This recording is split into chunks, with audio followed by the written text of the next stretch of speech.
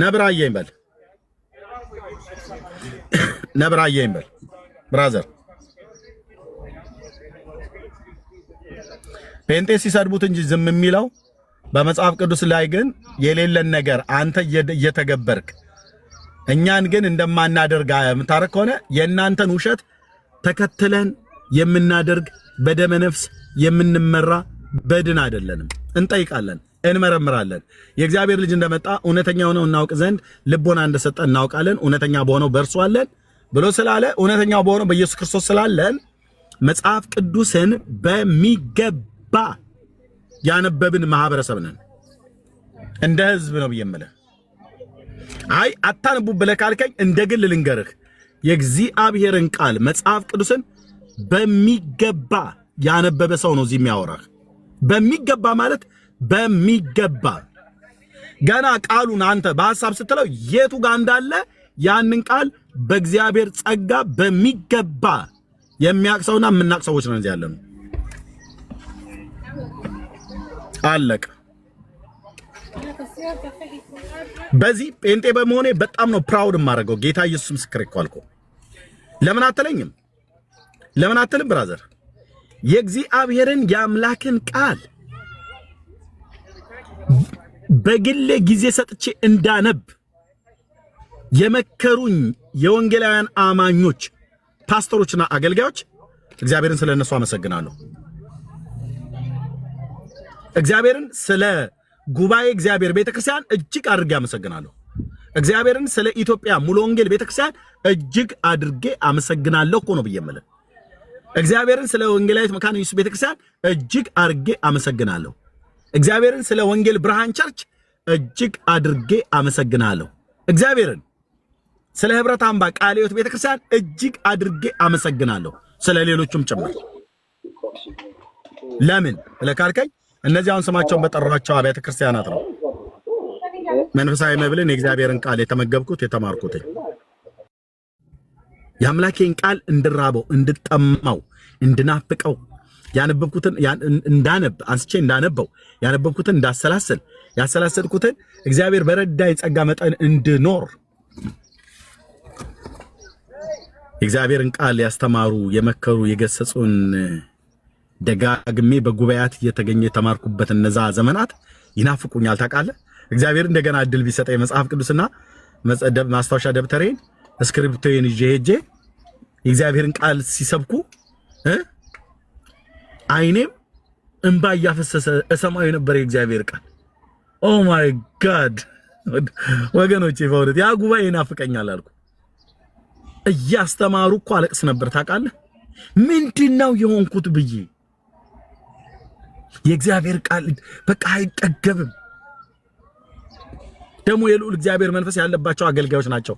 ደግነቱ ጌታ እግዚአብሔር ይባረክ ያገናኘኝም በመጀመሪያ ማለት ነው የእግዚአብሔር መንፈስ ያለባቸው አገልጋዮች። ልብ በሉ። ስለዚህ መጽሐፍ ቅዱስን እንደሚገባ ካነበበ ህዝብ ጋር ነው መጣችሁ የምታወሩት። ኦኬ ይሄንን በደንብ አስበህ ግባ ኦርቶዶክሳዊ ወገን። አንዳንድ ዝርክርክ ጴንጤ ሳይ ነው እኔ በጣም መንፈሴን እያስቆጡት ያሉት። አንተ ጴንጤ እንደዚህ ሲዝረከረክ በጣም ነው የሚያስጠላ። ሰብሰብ በል። አንዱ ባለፈው የሆነ ቦታ ላይ ገብቶ ቪዲዮ ነው ያየሁት ሲጠይቅ ጴንጤ ነው እና ምን አለ እኔ ያው እንግዲህ መጽሐፍ ቅዱስን ብዙም እንትና አላልኩትም እና ብዙ ካላልክ ምን ልታረጋባህ ገዝተልከ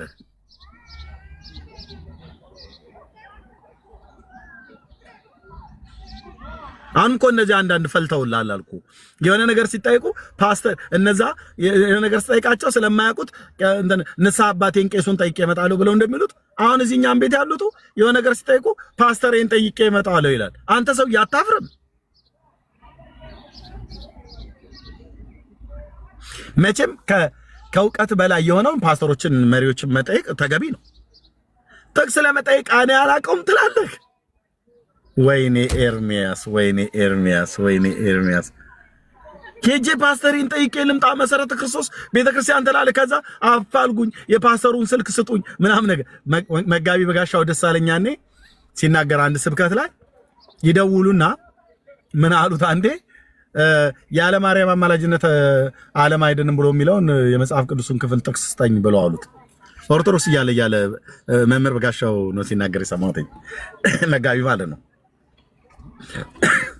ከየት ላምጣው አለ የለም ብሎ ሲል ድሮስ እናንተ ተሐድሶች የለም እኮ ነው መጽሐፍ ቅዱስ የለም እንደዛ የሚል ጽሑፍ የለም። ውለድ አለው አንድ ቀን የሆነ አንድ ወጠብሻ ጎረምሳ ደውሎ ጴንጤስ ጠይቀው መምህር አለው ስልኩ ስላለው ማለት ነው። ደውሎ አምጣ ከየት አምጣው መጋቢ በጋሻው ከየት ይወልድ ያልተጻፈውን ከየት ይወልድልሃል?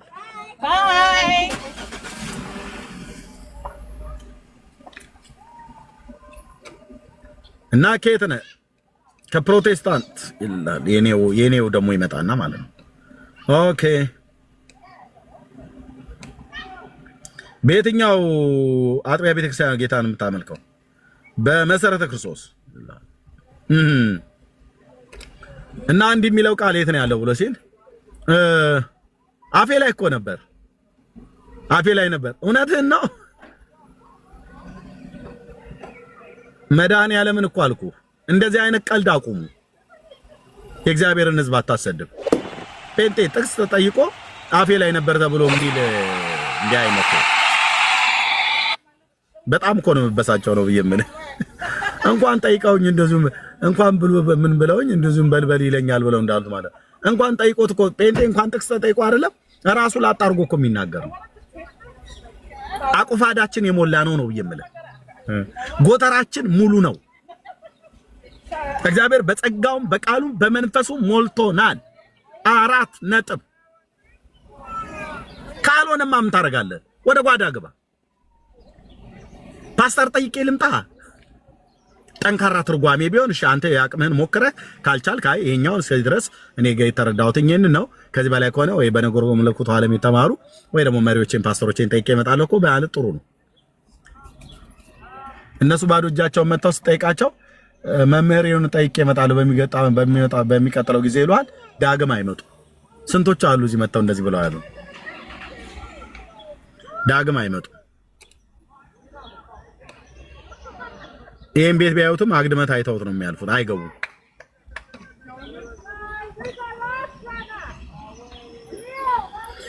እና በጌታ የምታምኑ ወንድሞች እናቶች መጽሐፍ ቅዱስን አንብቡ፣ እናንብብ፣ አንብብ እና ላንብብ እናንብብ በህብረት የሰው ዘር በሙሉ የሆንክ ማለት ነው። መጽሐፍ ቅዱስን አንብብ። ኢየሱስ ጌታዬ ምስክር እኮ ነው አልኩ። አንብብ አንብብ።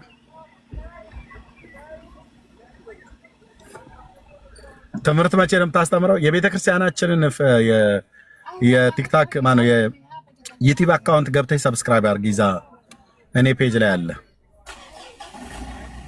ኦኬ እዛ በቤተ ክርስቲያን ሳስተምር አለ። እዛ ያስተማርኩትም ሳስተምር እዛ ታገኛለሽ። እዚህ ወንጌል ለምሰብከው እዚህ ቻሌንጅ ነው የምናደርገው። ይሄኔ ዛሬ ነው የመጣሽው፣ ከዚህ በፊት አልነበርሽም። ኦኬ መጽሐፍ ቅዱስን የእግዚአብሔርን ቃል የሚያውቅ ሰው የሚያነብ ሰው ያውቅ።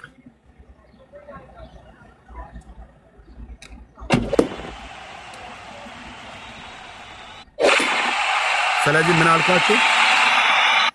የገናን ጾም በየቤታችሁ ለምን እንደማጾሙት እናንተ ጴንጤዎች ወዳሞች ናችሁ። ምንም አጾም እናንተ ከመብል ውጭ ምን የምታውቁት ነገር አለና ዝም ብለሽ ጧት ተነስተሽ መሶብ ላይ ነው፣ ቀንም መሶብ ላይ ነው በለው የሚሏችሁ እኛን በላተኞች እነሱ ጿሚ አድርገው ለሚከሷችሁ ወገኖችና ለሚከሱን ወገኖች እንደ ወንጌል አማኝ ለሚከሱን ወገኖች እምጠይቂያቸው በትህትና እናትሽን እንደዚህ ብለሽ ጠይቂያቸው።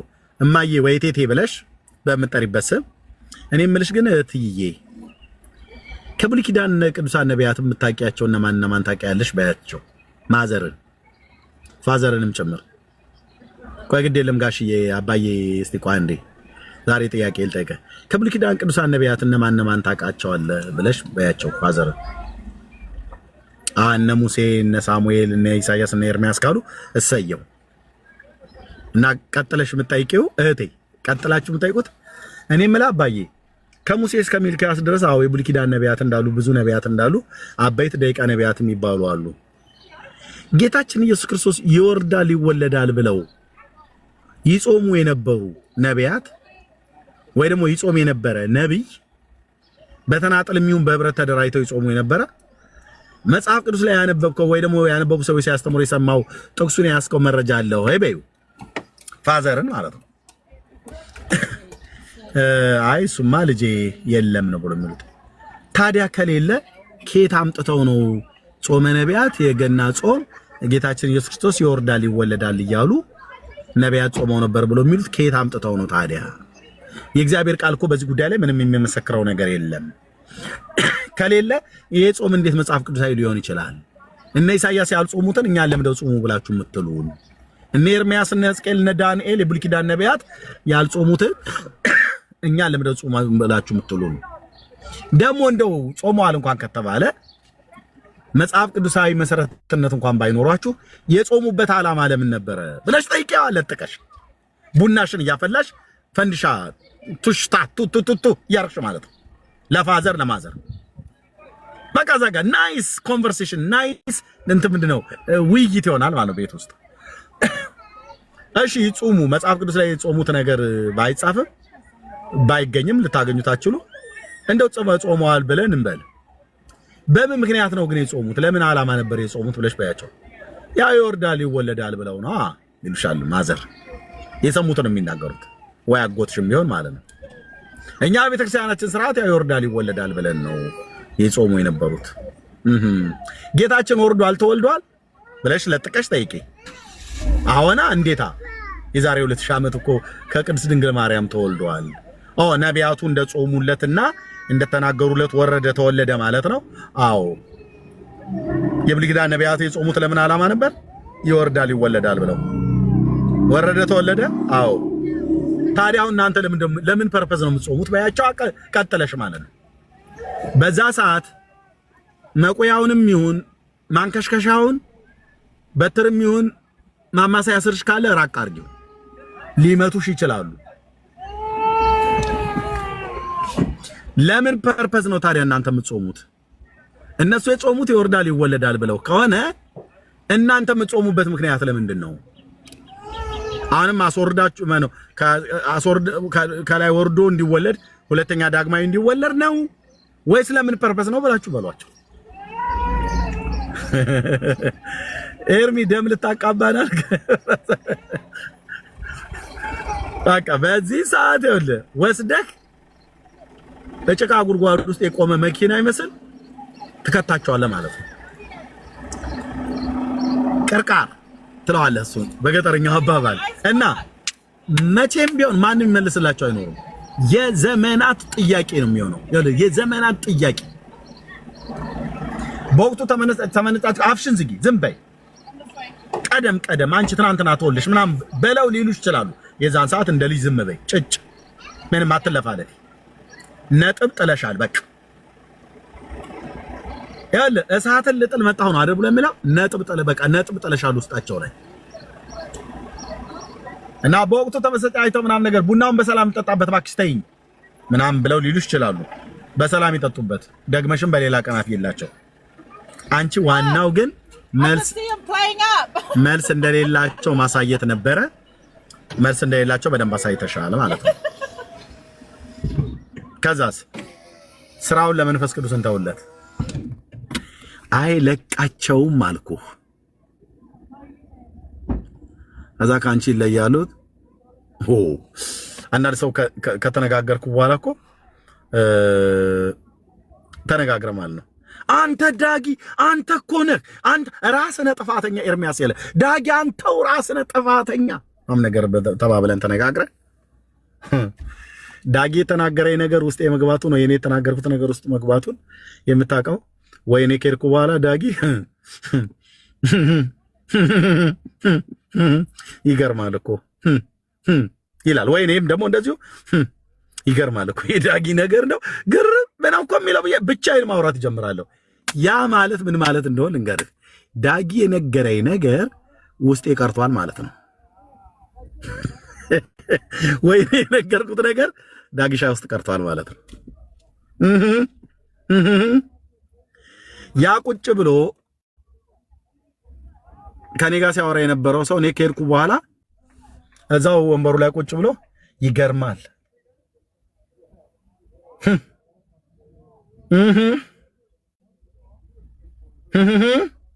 ምናምን ነገር ካለ ያ የነገርከው ነገር ወንድም አለም ያ የነገርከው ነገር ገብቶ እንደ ሙጫ እንደ ማስትሽ ተያይዟል ማለት ነው።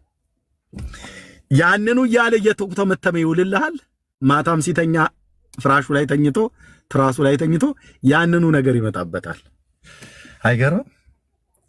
እንደዚህ እኮ ብሎ አለኝ ይላል እና ህሊናው ደግሞ ውስጡ አለ። ልክ ነው እኮ ታዲያ ራሱ ሰውየው ነው የሚያወራው። ተኝቶላል አልጋ ላይ ወይ ከሚስቱ ጋር ተቃቅፎ ወይ ደግሞ ሚስትም ከሌለው ባልም ከሌላት ወይ ለብቻዋ ተኝታ ፍራሽ አቅፋ ትራስ አቅፋ ወይ እሱም እንደዛ ሆኖ ከዚህ እኮ አለኝ አይደል? ግን እኮ እውነት ነው ይለዋል ውስጥ ህሊና የሚባል አይዋሽም። ኮካ ጠጥተው ወተት ነው የጠጣሁት ብሎ አይልልህም። ህሊና በጣም ሻርፕ ነው። ከሰው የአካል ብልቶች ውስጥ ህሊና የሚባለው የቱ ጋር እንዳለ ባላቅም ጭንቅላቱ የልብ ውስጥ ሊሆን ይችላል። ግን ከአካል ብልቶቻችን ህሊና ሻርፕ ነው፣ አይዋሽም። እንዲደነዝዝ ካላደረከው በስተቀር አይዋሽም። ለዚህ እኮ ብዙ ሰዎች እግዚአብሔር የለም ጌታ ምናምን ነገር ብለው ይላሉ። ውስጣቸው አለ ይላቸዋል። አለ የለም አለ የለም አለ የለም አለ የለም አለ የሚላቸው ህሊናቸው ነው።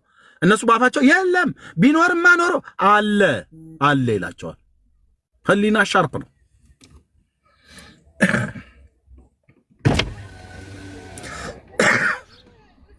አይ ወገኖች ታብና አርጋ 1 ሚሊዮን አስገባቶ 1 ሚሊዮን እኮ ድሮ ቀረ በለውጡ በንጉሱ ዘመን ብቻ ታብና ኮምፕሊት ሼር አርጉ። ሎክ እንደዚህ ብላችሁ ተውት፣ በቃ ተውት። ከዛ በኋላ ሰውየውን ተውት። ቀኑን ሙሉ እኮ ስለነሱ ከነሱ ጋር እኮ ማውራት አይጠበቅብንም።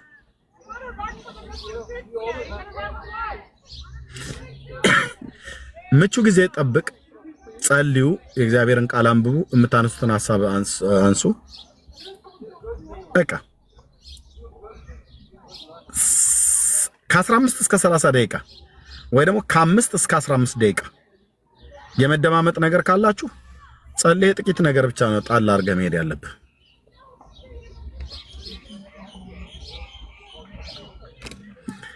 ራሱ አልኩ እኮ እንደ ድፍድፍ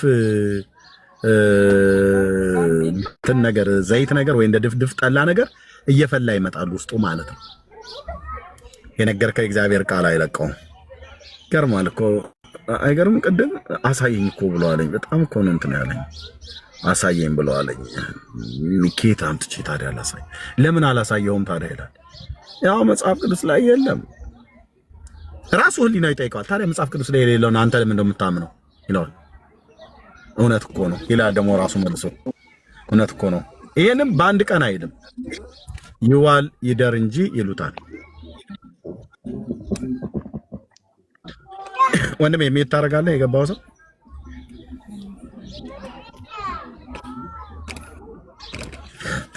እሺ እና እውነት ነው ይለዋል። ስለዚህ ያወጣል ያወርዳል ያወጣል ያወርዳል ያወጣል ያወርዳል ያወጣል ያወርዳል ያወጣል ያወርዳል። ብዙ ጊዜ ከሰዎች ጋር ተጣልታችሁ ሰዎች የተናገሯችሁ ቃል ሌሊት ባልጋችሁ ላይ ተኝታችሁ ስታስታውሱት ስታሰላስሉት አላደራችሁም? እንቅልፍ ከዓይንህ እስኪሸሽ ድረስ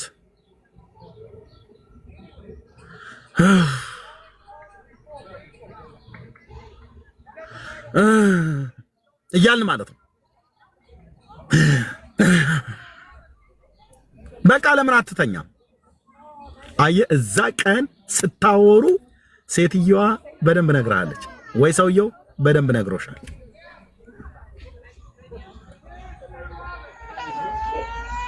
የተናገረው ንግግር እንዳትረሱት ሆኖ በህሊናችሁ ላይ ተቀርጿል። ተሞግተ ተረታሃል ወይ ተደብድበ ተሸንፈሃል ነው የምትለው። ቀጥሎ ማለት ነው።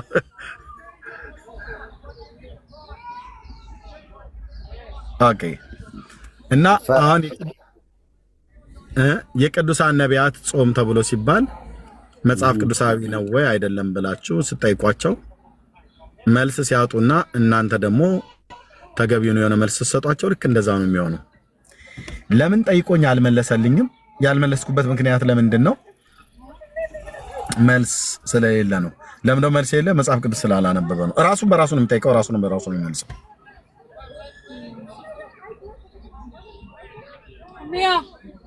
የኢየሱስ ጾም ይለዋል፣ ኢየሱስ ያልጾመውን ጾም ነው የሚጾሙት።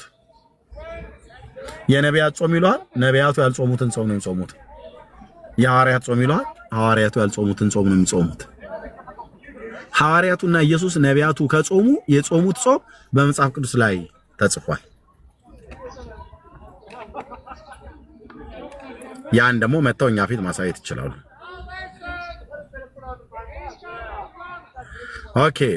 ኦኬ ቴንክ ዩ። እጅጅ አለህ። ስለዚህ አሁን እንዳንተ አይነቱን ትውልድ ነው ማሰናበት ያለብን። እጅጅ ካለ ብራዘርዬ እጅጅ ካለ ኦኬ እጅህን እናስርና ጆሮ ጆሮ ይላል ማለት ነው። ኦኬ መጽሐፍ ቅዱስ ላይ የለም። መጽሐፍ ቅዱስ ላይ የሌለን ነገር አምጥታችሁ ትውልድ ላይ መጫን ተገቢ አይደለም እና ይሄ ነው ብለን የምንለው መርጌታ መከተል ጾሙ ልቀጥል? እሺ ትችላለህ። እሺ ጾሙ 100% ማለት ይቻላል መጽሐፍ ቅዱሳዊ አይደለም። አጽዋማቱ በሙሉ የኢትዮጵያ ኦርቶዶክስ ተዋሕዶ ቤተክርስቲያን አጽዋማት እንዲሁ አመቱ ሲገባ እንዲሁ ዝም ብለት ህጋዊ አጽዋማት ከሚባሉ 7ቱ አጽዋማት ብንነሳ ጾመ ነቢያት፣ ጾመ ድራር ደግሞ ይሄ የገሃድ ጾም የሚባለው አለ፣ የጥምቀትና የልደት ጾመ ነቢያት 44 ቀን፣ በቅባቶች ግን 40 ቀን ነው። ሶስቷ ቀን የአብርሃም ሶርያዊ የምናምን እያሉ እና ጾመ ነነዌ ደግሞ መጽሐፍ ቅዱስ እንደዛ 3 ቀን አይልም። መጽሐፍ ቅዱስ 3 ቀን የሚል የለም። ግን በኦርቶዶክስ ቤተክርስቲያን 3 ቀን ይጾማል። መጽሐፉ ግን አይልም። እስከ ሰሉስ መዋዕል ትትገፈታ ነነዌ ይላል። እስከ ሰሉስ መዋዕል ትትገፈታ ነነዌ፣ እስከ 3 ቀን ነነዌ ትገለበጣለች አለ። እስከ 3 ቀን። ይሄ የ1954 እትሙና አሁን የተበላሸው 81 መጽሐፍ ቅዱስ ነው ይሄን የሚለው እስከ 3 ቀን የሚለው። የ1879 ዓመተ ምህረት መጽሐፍ ቅዱስ አፄ ኃይለ ሥላሴ ናቸው እስከ 3 ቀን ያሰኙት። ያኛው 40 ቀን መሰለኝ የሚለው መሪ ያኛው 1879 40 ቀን ነው የሚለው። ሌሎች ትርጉሞች በሙሉ ኤርሚዬ፣ ሌሎቹ ትርጉሞች ሁሉ 40 ቀን። የካቶሊክ መጽሐፍም አለ። የካቶሊክ መጽሐፍ ቅዱስ 40 ቀን ነው የሚለው። ነገር ግን እኛ እንዲሁ ጾመ ሰኔ ጾም 3 ቀን ማናት ነነዌ እስከ 3 ቀን ስለሆነ የምንጾመው ብለው ያንን መጽሐፍ ቅዱስን ወደኋላ መልሰውታል። የፊተኛው መጽሐፍ ቅዱስ ግን የፊተኛው የ1879 እንኳ እስከ 40 ቀን ይላል።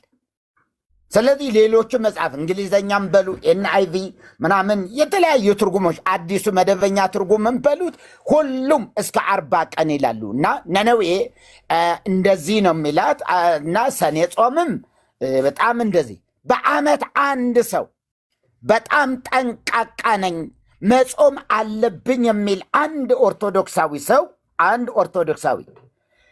ከ310 ቀናት በላይ ይጾማል። በጥንቃቄ ሁሉንም እጾማለሁ ካለ የፍቅር ጾም፣ ጾመ የዱትም እንደገና ጽጌ ጾምን ጨምሮ 3ቱንም ጾም ከጨመረ ስንት ቀን ይጾማል ማለት ነው? ከ365 ቀናት 320 ቀን ይጾማል ማለት ነው። አንድ ሰው አስቡት። 320 ቀን ሲጾም ደግሞ በዚያው መካከል ደግሞ እሁድ፣ ቅዳሜ ሌላ የማርያም የሚካኤል በዓላትን አውጡ። አንድ ሰው ከባለቤቱ ጋር ሩካቤ ሥጋ የሚፈጽመው ስንት ቀን ሊሆን ነው? በዓመት ወደ 12 ቀን ነው፣ 11 ቀን ይሆናል። በዓመት ሩካቤ ሥጋ ከባለቤቱ ጋር የሚፈጽመው ሩካቤ ሥጋ ማለት የግብረ ሥጋ ግንኙነት አንድ ባለትዳር የሆነ ሰው አንድ ባለትዳር ጾመኛ ነኝ ብሎ የዓመቱን ጾም በትክክል እፈጽማለሁ ካለ ከ320 ቀናት በላይ ይጾምና ከዚያ በኋላ ያሉ ቀናቶችን ቢሆኑ ሚካኤል ገብርኤል አለ፣ ሌላም ሰንበት እሁድ ምናምኖች አሉ፣ ማርያም አለች። እነዚህን ሁሉ ጨምራችሁ 11 ቀንም ከባለቤቱ ጋር የመተኛት እድል የለው እና ይሄ በጣም በጣም ሊታይ የሚገባው ነገር ነው። ህዝቡ መንቃት አለበት። ምንድን ነው የሰራለት? ምንድን ነው የሚያደርገው ያለ? ጾም ምንድን ነው? መጽሐፍ ቅዱሳዊ ጾም ምንድን ነው? ማን ነው መጾም ያለበት? መጾም ያለበት ማን ነው? መቼ? ለምን? ከምን? እነዚህ ሁሉ በደንብ ሊተነተኑ ይገባል ማለት ነው። ስለዚህ መግባት ከቻሉ ከዚህ ጀምሮ ነው የምንጠይቃቸው። እዚህ አርእስቱ ላይ እንዳለ ጾመ ነቢያት ማን ጀመረው? ለመሆኑ አለ ወይ? አለ ወይ? ጾመ ነቢያት ክርስቶስ ይወርዳል ይወለዳል ብለው ጾመዋል ወይ? ይሄ ኦርቶዶክሳዊ ውሸት፣ ኦርቶዶክሳዊ ውሸት፣ አገር በቀል የሆነ ውሸት፣ እዚሁ ደብተራ የወለደው ውሸት፣ ደብተራ ወለድ ውሸት። መጽሐፍ ቅዱስ ጋር ብንሄድ ምንም እኔ ነኝ ያለ ሊቅ እስኪ ይምጣ። እኔ ነኝ 4 አይን አለኝ የሚል ይምጣ።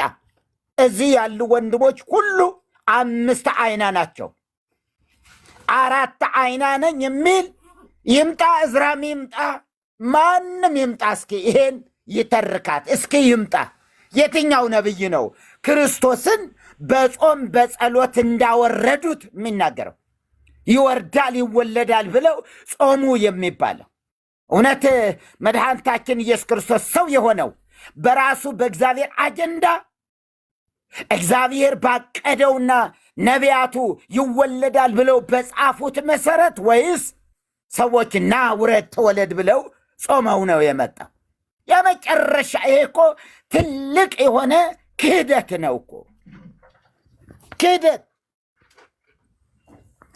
ፈቃዱን የሻሩበት አስተምህሮ ነው ራሱ ይሄ። ስለዚህ የትኛው ነብይ ነው የጾመው? ሙሴ እንዳይሉን ሙሴ እንዲያውም አልጾመም። ሙሴ በእግዚአብሔር ፊት በሲና ተራራ ላይ 40 ቀንና 40 ሌሊት ሳይበላ ሳይጠጣ ቆየ ይላል። ጾም አይልም። ጾም የት እንደጀመረ በደንብ ይታወቃል መጽሐፍ ቅዱስ ላይ። ከየትኛው መጽሐፍ እንደጀመረ ይታወቃል።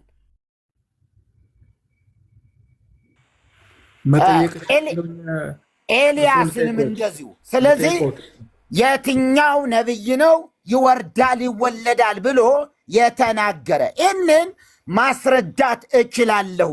አሉ ነቢያት ጾመዋል። ማን?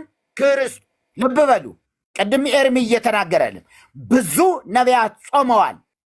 የጾም አዋጅ አውጀዋል። የጾም አዋጅ ተናግረዋል። ህዝቡ እንዲጾም ጠይቀዋል። ማቅ እንዲለብስ ጠይቀዋል። በጣም በብዙ ስፍራ ላይ መጽሐፍ ቅዱስ ውስጥ። ነገር ግን ጥያቄው እዚህ ያለው ጥያቄ ምንድን ነው? ነቢያት ይወርዳል ይወለዳል ብለው የጾምበት ክፍል የቱ ጋ እነማን የሚል ነው። በዚህ ርዕስ ላይ ነው እንግዲህ ዋናውና ትልቁ ውይይት፣ ትልቁ አጀንዳ። ከዛ ቀጥሎ ሌሎቹን አጽዋማት እናያቸዋለን። የፈጠራ አጽዋማት መሆናቸውን በደንብ እንነጋገርበታለን ማለት ነው። ተባረኩልኝ። ክፋቱ ግን ምንድን ነው በጾሙ? እሱ ማወቅ ፈልጋለሁ። መጾም እሺ፣ ምንድን ነው ቢጾም? ዓመት እስከ ዓመት ኮፒ ሊንክ አድርጉ ወገኖች፣ ሊንክ አድርጉ፣ ሼር አድርጉ። ሆልድ ዋን አንዴ ወገን ኮፒ ሊንክ አድርጉ፣ ሼር አድርጉ ወገኖቼ፣ ታፕታፕ አድርጉ። እንደገና ደግሞ ጊፍት ስጡት። ቁማር የሚጫወቱ ገብቶ አንበሳ ያወረዱ አይደለም እንዴ? ለቁማር ለአሉባልታ ለፖለቲካ ትምህርት የሚያጋጩ ሮም ውስጥ ብትገቡ ቁማር እየተጫወቱ አንበሳ ያወርዳሉ። እስቲ አንበሳ ስጡ፣ ጊፍት ስጡ።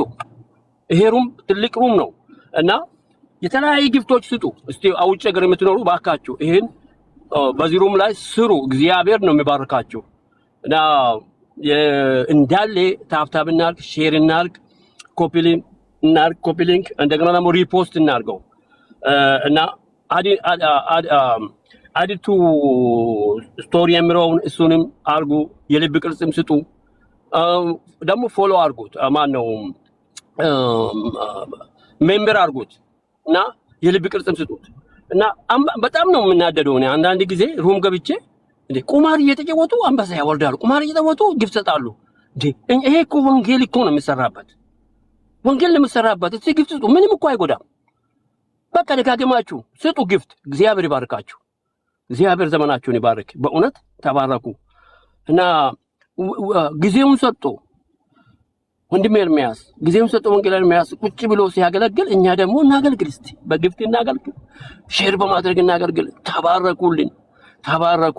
ዘመናችሁ ይባረክ። በቃ ቀጥሉ። ቄስ ማን ነው? ቄስ ላለው መሪጌታ ዘመኑን ይባረክ። ቀጥሉ። እሺ፣ እግዚአብሔር አክብርልኝ፣ እግዚአብሔር ይስጥልኝ። እውነት ነው።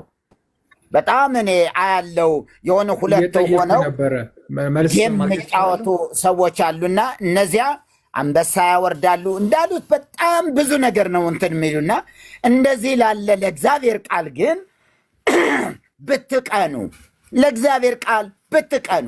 ኤኮ አገልግሎት ነው። ክብር ለጌታ ይሁን። አገልግሎት ነው፣ ለኤርሚ አይደለም። ትልቁ ነገር ለእግዚአብሔር ያላችሁን የልብ አንድነት፣ ለእግዚአብሔር ያላችሁን ፍቅር የምትገልጹበት ነው። ይሄ ቃል ትክክል ነው።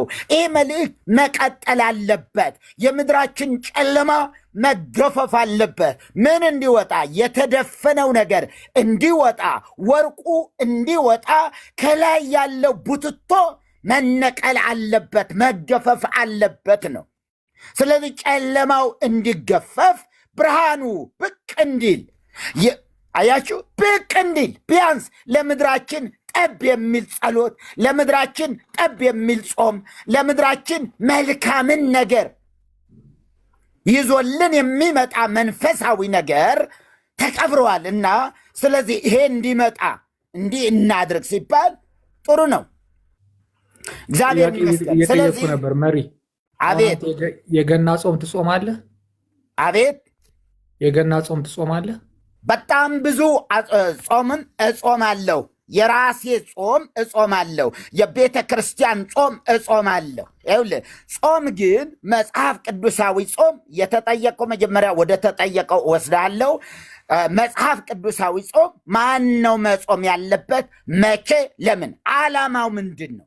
የጾሙ ዓላማ ምንድን ነው? ከዛ ውጤቱስ ምን ሆነ? መጽሐፍ ቅዱስ ሰዎች በዓላማ ጾሙ። ውጤቱን መልካም ውጤት ሲያዩ መብላቸውን ቀጠሉ። እንዲሁ ዝም ብሎ ነገ ይገባል ከዛ ደግሞ የሚቀጥለው ደግሞ ይወጣል በሚል ዓላማው ባልታወቀበት ምክንያት ህዝቡ ለምን እንደሚጾም ዓላማው ባልገባበት ወይም ደግሞ የመጨረሻው ውጤቱ ምንድን ነው? ምን አገኘን? ጾምን። ከዛ ምን ተገኘ? ምን ለውጥ መጣ? የፈለግነው ነገር አገኘን ወይ? ስለ ሰላም ከሆነ ሰላም መጣ፣ አገኘን። ከዛ ጦርነትን አስመልክቶ ሰው ምን ያደርጋል? ይጾማል። ጾምን ይጾማል። የሚገድፈው ወይም የሚተወመን መቼ ነው? ጾሙ ጦርነቱ ሲያበቃ ሰላም ሲሆን እንጂ በየመንገዱ ወራጅ እያሉ የሚሄድ አይደለም። ስለዚህ ጾም ልብ በል የኔ ወንድም፣ ጾም ዓመቱን ሙሉ መጾም ይችላል ሰው። ግን በምን? በዓላማ። ዝም ብሎ ተጭኖት አይደለም። ቅበላና ፋሲካ ያለበት ሳይሆን ዓላማ የሌለው ጾም ነፍ ነው። እስቲ ከነፉ አንዱን ንገረኝ። ምንም አሁን ወደ ርዕሱ እንምጣ። ወደ ርዕሱ እንምጣና እነግርሃለሁ። አሁን ነቢያት ጾመ ነቢያት ተባለ ከነስሙ። ህዳር 15 ገብተዋል። በዚህ በሌላው ደግሞ በዚህ በአገራችን ሌላው ክፍል ደግሞ ህዳር 19 ይገባል። ህዳር 19 ይገባል።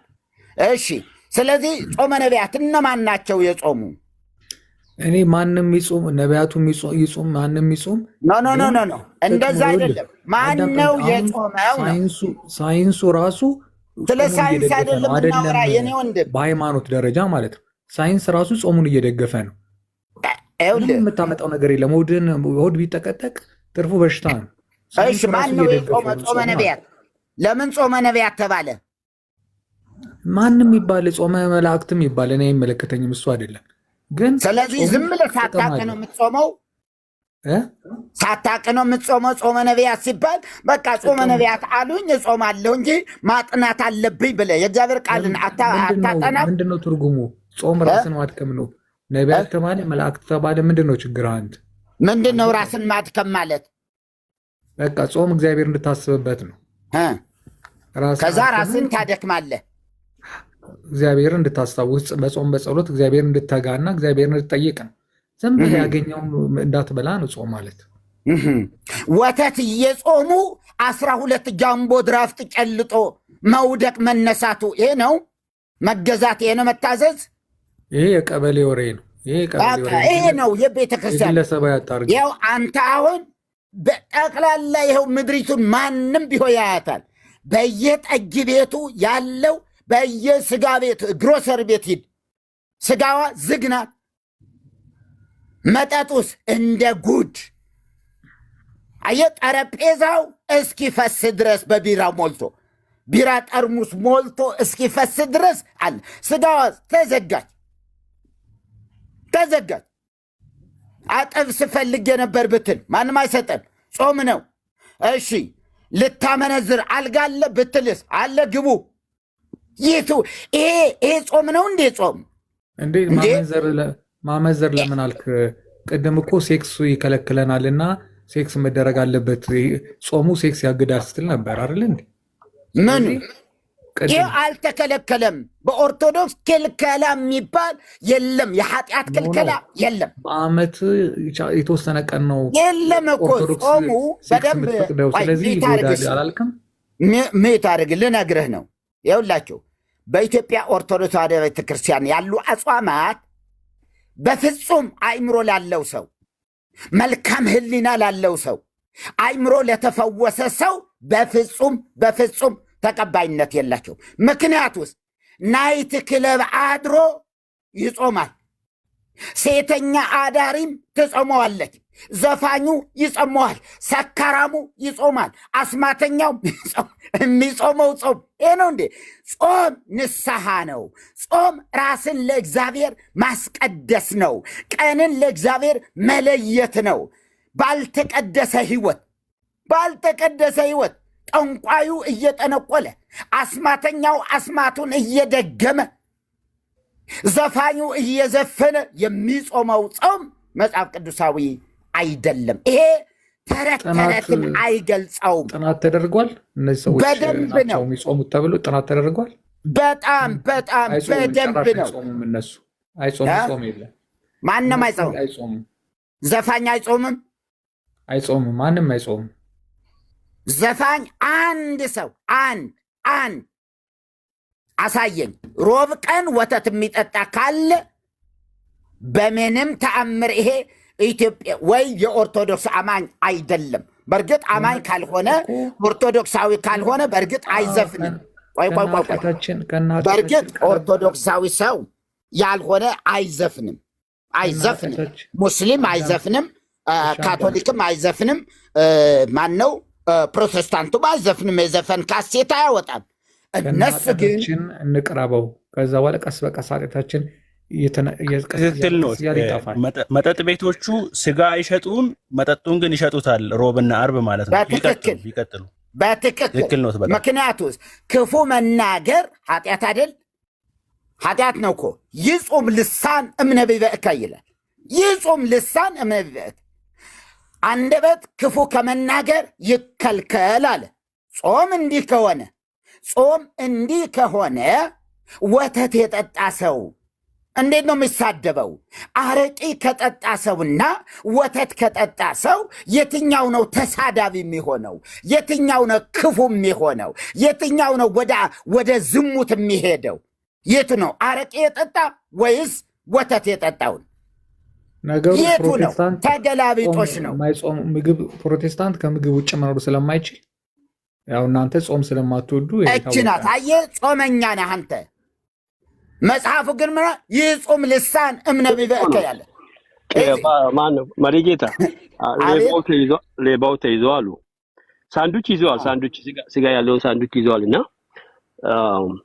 ሰርቆ ሲሮጥ ጊዜ ምን ነው ለምን ሰረክ ሲሉ ጊዜ ሪቦኝ ነው አለ። ምን ዳቦ በእጄ ይዘለ ምን ጾም ነው? በስማም ጨዋታ ነው ወንድሜ፣ ራስን አታጃጅል። አይ በስማም ጨዋታ ደስ ይላል። ራስን አታጃጅል አንተ 2025 የሚገርም ቀልድ ወንድሜ፣ አታጃጅል። አንተን ብሎ ደግሞ አሁን አንተን ብሎ ጾመኛ 2025 ወንድሜ፣ አንተን ብሎ ጾመኛ። አንተ ኦርቶዶክስ ከመሆን እግዚአብሔር ሰውራቸው ወንድሞች፣ ኦርቶዶክስ ከመሆን እግዚአብሔር ሰውራቸው ወንድሜ። መጥቆራ አእምሯቸው ላይ የዘራ መጥቆራ የምታመልኩ አጋንንትን የምታመልኩ እግዚአብሔር ከዚህ ሰውራቸው። ፈጥነ ወደ ክርስቶስ ነው። ይኸውልህ አእምሮ ተማርኳል። ስላልተማርክ ከአንተ ጋር አልነጋገርም። አማርኛ ስትማር እንግባባለን። እናንተ ወንድሜ ልንገር አንድ ነገር ልንገር። አንተ አእምሮ የተወረሰ አእምሮ ብሬን ወሽንግ ልቢ በአጋንንት የተወረሰ የምታመልከውን የማታውቅ አጋንንት የሞትን ጌታ እንኳን የማታውቅ አንዴ ያ እንመለስ፣ ወደ ቶፒኩ እንመለስና ኤምሮያል አይ ቲንክ መርጌታ አጠቃላይ ስለ ጾም ያለውን ያወሩክ። እኔ ግን አሁን የምጠይቅህ ርዕሱ ይታያል አይደለ? ቅዱሳን ነቢያት የገናን ጾም ጾመውት ነበር ወይ የሚል ጥያቄ ነው ያለው። ኦኬ። ስለዚህ እናንተ ና ውረድ ተወለድ ብሎ ነው የጾሙት ብለው ነው አባቶች ያዘዙት። ኦኬ። የቱ ነብይ ነው የጾመው? ከመጽሐፍ ቅዱስ ገልጣ አሳየን። አይመለከተኝም። ይሄን ነው የምፈልገው ለዛሬ። ይሄን ነው ርዕሱ። አይመለከተኝም። አጾሙም እንደ አንተ አትቀበለውም? ኖ ነቢያቶች ጾሙ አልጾሙ አይመለከተኝም። አሃ ለምንድን ነው የታዘዘው? ሪዝኑ ምንድን ነው? አታውቀውም ሪዝኑ? ምክንያቱም ለምን ኦርቶዶክሳው ጾሙ 44ቱን ቀን መጀመሪያ አዳምጠኝ። መጀመሪያ ይሄን ለመከራከር እናንተ ጾምን ማወቅ አለባችሁ። ትጾማላችሁ? መጀመሪያ ይሄን መልስ ብራዘርዬ። እንደኛ እንጾማለን። ምን ሆነ ነው? እኛ እንጾማለን። ይሄ ምንም ጥያቄ የለውም። ቤተክርስቲያን ሄድና ይከፈለክ ግን እንዳንተ አዋጅ አሳውጀን የሐሰትን ጥቅስ ጠቅሰን ግን አይደለም። አሁን አንተ ጥቅስ አለ ወይ? ጾመ ነቢያት የሚባል አለ መጽሐፍ ቅዱስ ላይ? ይሄ መልስ። ጾምን ስለማታውቁት እናንተ መብላት ብቻ ነው በቃ። አሃ ክደት ነው። ይሄ አሁን ይኸውልህ ዝም ብለህ ክደት ነው የሚሆነው። ገባ? እኛ እንጾማለን ብለን መልሰንልሃል ባጭሩ። ገባ አይደለ? አጾሙን ካልክ ድርቅና ይሆናል ማለት ነው። ጾማለው አጾሙ የሚል ድርቅና ነው የሚሆነው። አሁን ይሄ ድርቅናውን ተወውና ብራዘርዬ፣ ወደ ቅዱሳን ነቢያት የገናን ጾም ጾመውት ነበር ወይ? አባቶች የሚሉትን አትቀበልም? ስህተት ተሳስተዋል። ፓትርያርኩ ጳጳሳቶቹ ና ውረድ ተወለድ ብሎ ጾመዋል ነቢያትና እኛም እንጾማለን የሚሉት ውሸታቸውን ነው። ትክክል አይደለም። ይሄን አድሚት አድርግና እንለፈው። ላዳምጠኝ። ጾመ ነቢያቱ ጾሙ አልጾሙ ምናምን የሚለው አይደለም ክርክሩ። መጀመሪያ እናንተ ጾምን እወቁ ነው ርዕሱ። አይታይም ብራዘር? ርዕስ አይተን የገባኸው? ቆይ ርዕሱን አይተኸዋል? ይኸውስ በትልቁ እኮ ጾመ ነቢያት ይላል። ታዲያ እሱ ላይ አታወራም? እወቅ፣ ጾሙን መጀመሪያ እወቅ ብራዘር። የጾሙን አውቀናል። ዛሬ ርዕሳችን ጾመ ነቢያት የሚባል ነገር አለ ወይ? ስለ ጾሙ ይሄ ድርቅና ነው። አይ በቃ ኤርሚ አለ። አይ በቃ ይበቃል። አንተ ለመድረቅ ነው የመጣው። ስለዚህ ምንም ማለት ነው። አይ ኤርሚ ቴክ ኬር አድርገው። አሁን ክርክሩ እኮ ኤምሮያል ሎጂካል እናርገው ነው ሳይንሳዊ እናርገው ነው። ርዕሱ ደግሞ ስለ ሳይንሱ አይደለም የሚያወራው። ነቢያት ብሎ ሳይንስ የለም። ሎጂኩን ነው እና ራሱ የሚለው መጾማችን ሰውነታችንን ለማድከም ይጠቅማል፣ ከበሽታ ይከላከልልናል። እሱ ሳይንሱ ነው። በሳይንሱ ላይ ሬስ ሲነሳ ነው እነዚህ ነገሮች ወንድሜ መነሳት ያለበት። አሁን እኛ መጽሐፍ ቅዱሳዊውን ነቢያት ከጾሙት ጾመ ነቢያት ብላ ኦርቶዶክስ እየጾመች ነው። ይሄን የምትጾምበት መነሻ አለው ወይ ነው ጥያቄው። በደንብ ከተረዳ አንተ እንኳን ረጋ ብለህ ነው የምትናገረው። አሪፍ ነገር። እኔ ደግሞ አባባሌ እኔ እናንተ አሁን ከመጠየቃችሁ በፊት ጾምን ወቁት፣ ከዛ በኋላ ስታቆት ከእናንተ ደግሞ እንነጋገራለን። እኛ እየጾምነው ስለሆነ ለእኛ ተውልን፣ እሱን ምን አስጨነቃችሁ ነው የኔ አባባል። ደግሞ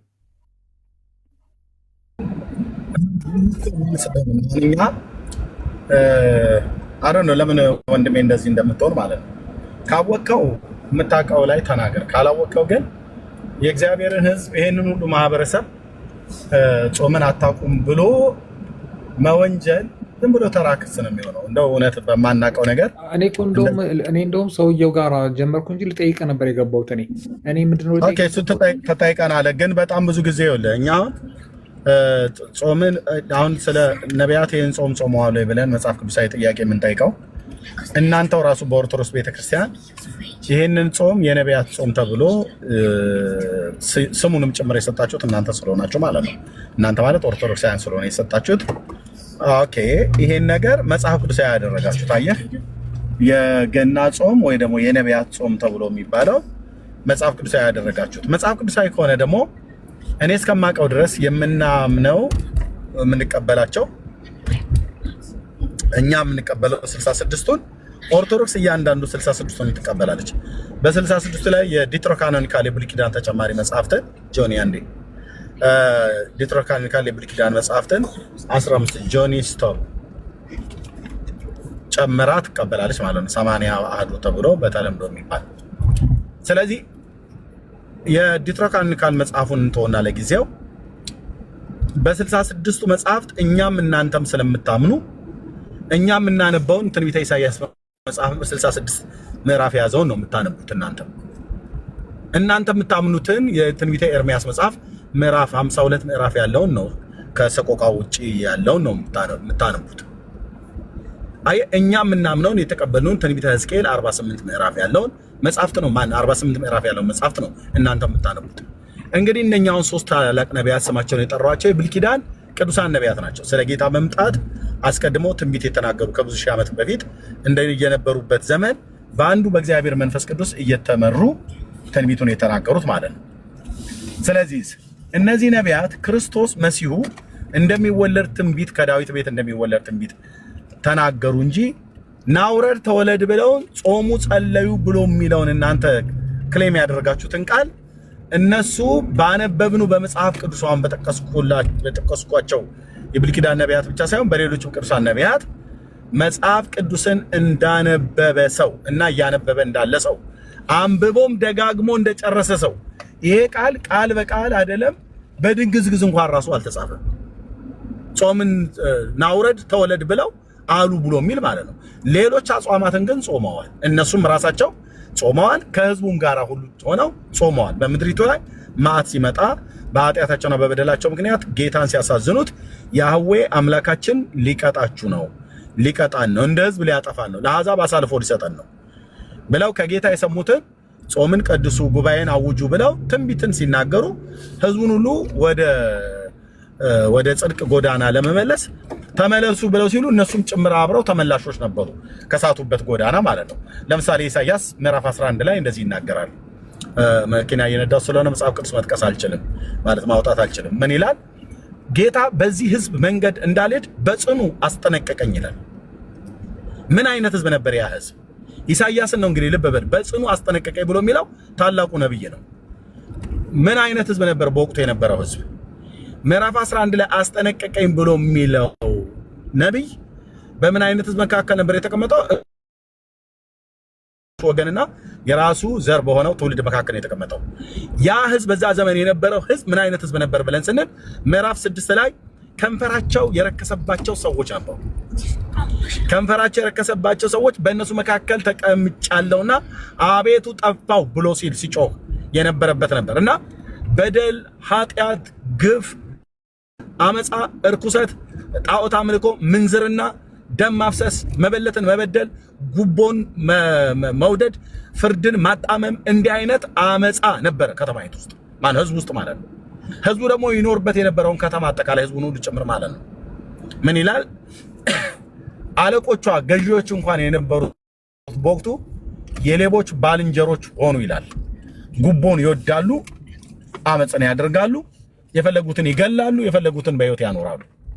እና በዚህ መንገድ እንዳልሄድ በጽኑ አስጠነቀቀኝ ብሎ ሲል እሱ ራሱ እንኳን እኔም አንደበቴ ከነሱ ጋር አንደበታቸው ከረከሰባቸው ሰዎች ጋር በመቀመጤ አንደበቴ ረክሶብኛል ብሎ የተናገረ ኢሳይያስ በንስሐ ጭምር ወደ ጌታ ተመልሷል ማለት ነው። እንዲህ አይነትን ጾም የጾሙበት ጊዜ አለ። አጠቃላይ ምድሪቱ ላይ ከመጣው ግፍና አመጽ የተነሳ ወደ ሰራዊት ጌታ ወደ እግዚአብሔር በብርቱ ተመለሱ ብለው የተናገሩ ነቢያት ራሳቸው ሙሉ እንኳን ከአንዳንድ ነገሮቻቸው ተመልሰዋል። ከአንዳንድ ኃጢአታቸው እግዚአብሔር እንዲያነጻቸው እንደነ ኢሳይያስ አይነቶቹ ሲጠይቁ ከሱራፌል አንዱ እየበረረ መጥቶ ከመሰዊያው ላይ ባለ ጉጠት የሳት ጉጠት መጥቶ ከንፈሬን ነካው ይላል። አበሳህም ተወገደልህ ብሎ አለኝ ይላል። አየ እንደነኛ አይነትና ሌሎችን አጽዋማት በኃጢአታቸው ምክንያት በምድሪቱ ላይ ከመጣው ነገር የተነሳ ጾምን ቀድሰዋል፣ አውጀዋል። እኛ አሁን ከኦርቶዶክስ ጋር እየተነጋገርን ያለ ነው። ለምንድነው መጽሐፍ ቅዱስ የማይለውን ኦርቶዶክስ እያለች የምትዋሸው ህዝቡ ላይ ነው እንዴ? እኛ እኮ መጽሐፍ ቅዱስ እኮ ስላነበብን ነው ኦርቶዶክስን ቻሌንጅ እያደረግን ያለ ነው። የኦርቶዶክስ ህዝብ ደግሞ መጽሐፍ ቅዱስን ስላላነበበ ነው ካህኑና ህዝቡ ህዝቡና አገልጋዮቹ አልተግባቡም። ለምን? መጽሐፍ ቅዱስን ስላላነበቡ ህዝቡ ቄሱ አይዋሽም ብሎ በሚል ቂላቂልነት ሞኝነት የፈለጉትን ቢናገሩ አሜን ነው ብለው የሚሏቸው። እዚህኛ ቤት ግን አይሰራም። አሁን እዚህ እስከሚሰሙ 630 ሰው ቢሃይንድ ባይ ብዙ ሺህ ሰው አለ። ብዙ የሚሰሙ ፓስተሮች አሉ፣ ትልልቅ አገልጋዮች፣ ቤተክርስቲያን ህዝብ የሚያሩ የመድረክ አገልጋዮች ነን።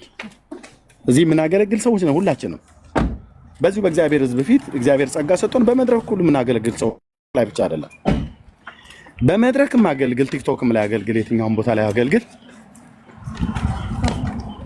መጽሐፍ ቅዱስ የማይለውን የምትል ከሆነ እዚህኛ ቤት የቱ ጋር ነው ብለህ የምትለው አምጣ ትባላለህ። አምጣ። ሮያል ቢናገር ምናልባት ነቢይ ወይ ፓስተር ወይ ሐዋርያ ስለተባልክ እንለፈው ተብሎ አይባልም። ኤርሚያስ ስለተናገረው እንዴ እንለፈው እንግዲህ ምን ልናደርግ እንችላለን? እሱ ብዙ ህዝብ ነው የሚሰማው የሚባል ነገር የለም። ታመጣለህ። ከየት ነው ያመጣው? የቱ ጋር ነው የተጻፈው? የገባሁትኝ ኤርሚያስ ለጠይቅ የገባሁት ምንድን ነው ማለት ኖርማሊ ርዕሳችሁ ካልሆነ ይቀር። እኔ ልጠይቅ የገባሁት ምንድን ነው ፕሮቴስታንቶች ትጾማላችሁ ወይ ብዬ ልጠይቅ። አዎ በደንብ ነው የምጾመው። መቼ ሰምቼም አላውቅም። ኦኬ እሱን አንተ ለምን ትሰማለህ? የማሰማበት ምክንያት ልንገርህ ሮያልዬ። ሲጀምር አንተ ስትጾም መጽሐፍ ቅዱሳዊ የሆነ ጾም ሌሎችን አሰምተህ ቀንደ መለከት አስነፍተህ እልል በሉልኝ እሪ በሉልኝ ብላም ነገር ብለህ የምትጾመው ጾም አይደለም። ጾም ጌታችን ምንድን ነው ያለው? ኦኬ ቆይ ቤቴ ስለደረስኩ አንዴ ጠብቁኝ። ጌታችን ምንድን ነው ያለው? በማቴዎስ ወንጌል መጽሐፍ ምዕራፍ 6 ላይ ስለ ምጽዋትን ስለ መስጠት ለሰዎች እንደዚሁም ደግሞ ስለ አጽዋማት ስለ መጾም እንደዚሁም ስለ ጸሎት፣ ልብ በል፣ ስለ ጸሎት፣ ስለ ምጽዋት እና ስለ ጾም፣ ስለ እነዚህ 3 ነገሮች ሲናገር ሁሉንም በግልጥ አድርጉ አይደለም ብሎ የሚለው በስውር አድርጉ ነው ብሎ የሚለው። አይታወቅ። በመጽሐፍ ቅዱስ አባባል መለከት አታስነፋ በፊትህ ማለት ሌሎች ይወቁልህ። ወንድማችን ሮያል ከኦርቶዶክስ እየጾመ ነው፣ ወንድማችን ኤርሚያስ ከጴንጤዎች እየጾመ ነው እና እኔ እናንተ ደግሞ እየጾምን ነው፣ ጾመኞች ነን፣ ጾመኛ ነው እየተባባልን እንድንባባል መጽሐፍ ቅዱስ አይፈቅድልም። ትጾማለህ? ኦኬ እየጾምክ ነው፣ በስውር አድርገዋ። የኢየሱስ ክርስቶስ ትምህርት ይሄን ነው ብሎ የሚለው መጽዋዕት እየሰጠህ ነው፣ ለድሆች እየረዳ ነው። በቃ መለከት አታስነፋ፣ ጭብጨባ አታስጨብጭብ። ኤርሚያስ ሮያል ማን ይሄን ያለው? ጌታችን ኢየሱስ። በስውር አድርግ። እየጸለይክ ነው፣ በአደባባይ በጎዳና ላይ ቆመህ ለሌሎች ጸሎተኛ ይሄማ የጸሎት ሰው ነው። ጸሎት እንደ ሮያል ነው እንጂ ድሮ ቀረ። ጸሎት እንደ ኤርሚያስ ነው እንጂ ተብለ እንዲባልልህ አታስነፋ፣ አታውጅ፣ መለከት አታስነግር፣ ነጋሪት አታስጎስም እያለ እኮ ጌታ ይህንን ያለው የዓለም መድኃኒት ነው ኢየሱስ ክርስቶስ። ስለዚህ የጴንጤዎችን ጾም የማይታወቅበት ምክንያት በስውር ስለምናደርገው ነው። አሁን እኔ ዛሬ ሮያል ቀኑን በጾም ላይ እንደዋልክ ያለ ጾም እንደዋልክ በምን አውቃለሁ? ጌታ ካልገለጠልኝ አንድ ወይ አንተ ቀጥታ ካልነገርከኝ በስተቀር ማለት ነው። በቀኑ ውሎህ እህል ውሃ ሳትበላ ሳትጠጣ እንደዋልክ እና እንዳልዋልክ በምን አውቃለሁ? በምንም።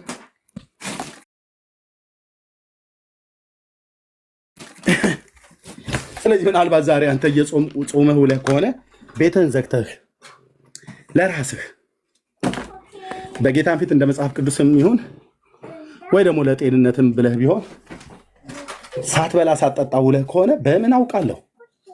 እና ይገርማችኋል፣ ሮያል እኮ ምንም አይጾምም ብዬ ማለት እችላለሁ? አልችልም። ግምት ነው የምናገረው። ጌታችን ያለውን ቤት ስለገባሁ ላሳይህ።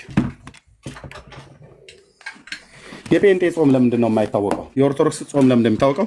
መለከት ስለሚያስነፉ ነው። ነጋሪት ያስጎስማሉ ማለት ዓለም ይይልን፣ ዓለም ይወቅልን። ብሔራዊ አዋጅ በአዋጅ ብሔራዊ ጾም ነው ተብሎ ነጋሪት ይመታል። ሊገባ ነው፣ ሊወጣ ነው። ማስገቢያ ስጭኝ፣ ማስገቢያ ስጠኝ፣ አብይኝ፣ እንተኛ፣ ተኚ፣ ልንተኛ ሁሉ ጭምር የተቀላቀለበት ጾም ማለት ነው። ኦኬ፣ ጌታችን የተናገረው በማቴዎስ ወንጌል መጽሐፍ ምዕራፍ 6 ቅድም ያልኩ ሶሪ መንገድ ላይ ስለነበርኩ ልጆቼን ይዤ ከቤተሰብ እየወጣ ስለነበር ኢየሱስ ክርስቶስ ጌታችን ምን አለ? ጴንጤው ምን አለ? አሁን አይሰራም። ኦርቶዶክስ ምን አለ? አይሰራም። አይሁድ ምን አለ? አይሰራም። ካቶሊክ ምን አለ? አይሰራም። መጽሐፍ ምን አለ? ጌታችን ምን አለ? አምላካችን እግዚአብሔር ምን አለ? እንዲህ አለ፣ ለሰዎች ትታዩ ዘንድ ምጽዋታችሁን ስጦታ ማለት ነው በፊታቸው እንዳታደርጉ ተጠንቀቁ፣ ያለዚያ በሰማይ ባለው አባታችሁ ዋጋ ማነው ዘንድ ዋጋ የላችሁም። እንግዲህ ምጽዋት ስታደርግ፣ ስትመጸውት፣ ለድሆች ስትሰጥ፣ ለተቸገሩ ስትሰጥ ግብዞች በሰዎች ዘንድ ሊከበሩ በምኩራብም በመንገድም እንደሚያደርጉ በፊትህ መለከት አታስነፋ። እውነት እላቸዋለሁ ዋጋቸውን ተቀብለዋል። ይሄ የጌታዬ ትምህርት ነው። ይሄ የጌታችን ትምህርት ነው። ሮያል የእኔም ያንተም ጌታ ትምህርት ነው።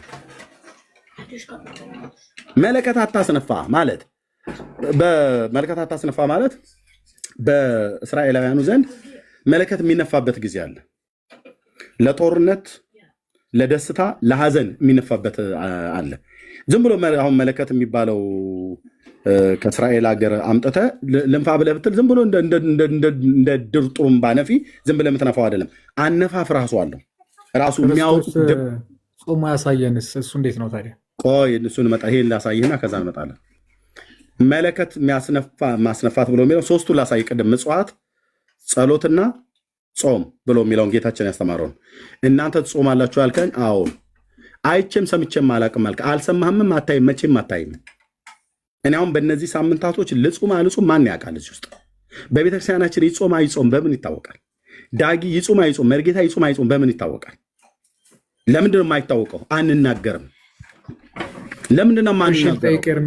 ቆይ ልጨርስ። ይሄን ስማኝ፣ ምን ይጠቅማል አንተ ለማኝ ምናምን ነገር ብሎ የሚለውን ስቶ ይሄን ልንገር። ሶስቱ አይታይም እኮ ነው። በቃ ብራዘር አንተ ይኸውልህ ችግርህ ብራዘር፣ ህይወት የሆነውን ጌታ ትፈልጋለህ። ህይወት የሆነውን ቃል ሲነግሩ አሁን የኢየሱስን ትምህርት አይጠቅመኝም እያልከኝ ነው። አይጠቅመኝም፣ ስለ ለማኝ አውራኝ፣ ስለ ድሃ ሰው አውራኝ እያልከኝ ነው። ስለሱም ቢሆን እንድነግርህ ቢያንስ ጌታችን አሁን ቢያንስ ረገጥ ያለውን እንኳን ስለ አጽዋማት፣ ስለ ጾምና ስለ ምጽዋት ለምንድን ነው የኛ ጾም የማይታወቀው? እሱን ልንገርህ። ቢያንስ ቤት የገባሁበትን አጠራ አድርጌ ማለት ሳላስረዝምብን ምን ያደርግልሃል? አሁን ድሃ ተቀመጠ አልተቀመጠ እናንተ ቤት የሚቀመጠው የሙት ዓመት መታሰቢያ የሚበላ ዘኬና ተስካር ምናምን ነገር ስላለ እኛ ጋር ደግሞ እንደዚህ አይነት ዝባዝንኬ ነገር አናመጣም ቸርች። ኦኬ። ጴንጤ ደግሞ ለሰጭነቱ ዓለም ነው የሚመሰክረው። ኦርቶዶክስ የበላበትን ፍርፋሪ ነው የሚሰጠው ለድሃ። ጴንጤ ግን ሲሰጥ ብራዘር ስንዴና ዘይት እኮ ነው የምንሰጠው። ልብስም ከመጋዘናችንም ከቁምሳጥናችን አውጥተን ነው የምንሰጠው። በዚህ ራሳችሁ ትመሰክራላችሁ። እንደ ጴንጤ ሰጪ የለም። ተወሱ አይጠቅምም። እኛ እንደዛ ብለንም አንመጻደቅም። ኦርቶዶክስ አይደለች ለድሃ ስንዴና ዘይት የምትሰጠው። እነ ሙሉ ወንጌል እነ ቃለ ሕይወት እነ መካነ ኢየሱስ ናቸው የሚሰጡት ብራዘር። ኦርቶዶክስ አይደለችም ሆስፒታል የመሰረተችው። አዲስ አበባ ከተማ ውስጥ ያለ በሙሉ ከብራስ ሆስፒታል ጀምሮ ትልልቅ የካቲት 12 ሆስፒታል ዋቴቨር የምጠራቸውን ሆስፒታሎች በሙሉ ጥራ። በጴንጤ ገንዘብ የተሰራ ገንዘብ ነው ሆስፒታል ነው። ኃይለማርያም በል ዋቴቨር፣ የትኛውም ኮሪያ ሆስፒታል በል የጴንጤ ሆስፒታል ነው ብራዘር። ውስጡ ቸርች አለ። አሁን እዛ ውስጥ ይህንን አሁን ጴንጤ ቸርች ድሃ አይቀመጥም። ሙሉ ወንጌል ላይ ተቀምጠው ስለ ማርያም እንዲሉ አጠብቅ። ግን እነሱም ቢሆኑ አሉ አንዳንዶቹ የሚታዩ ማለት ነው። እኛ አካባቢ ላይ እንደነሱ አይነት የማይታዩት ዘኬ፣ ተስካር፣ ሙት ዓመት መታሰቢያ 40 80 ምናምን ነገር ብሎ የሚል ነገር የለም።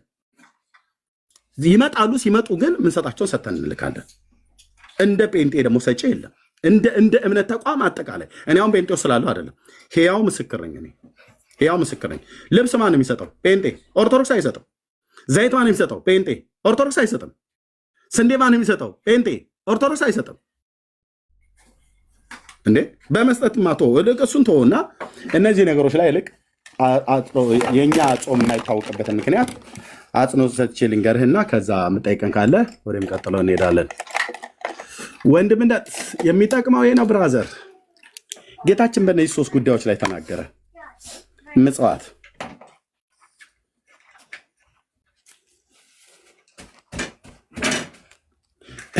ጾም፣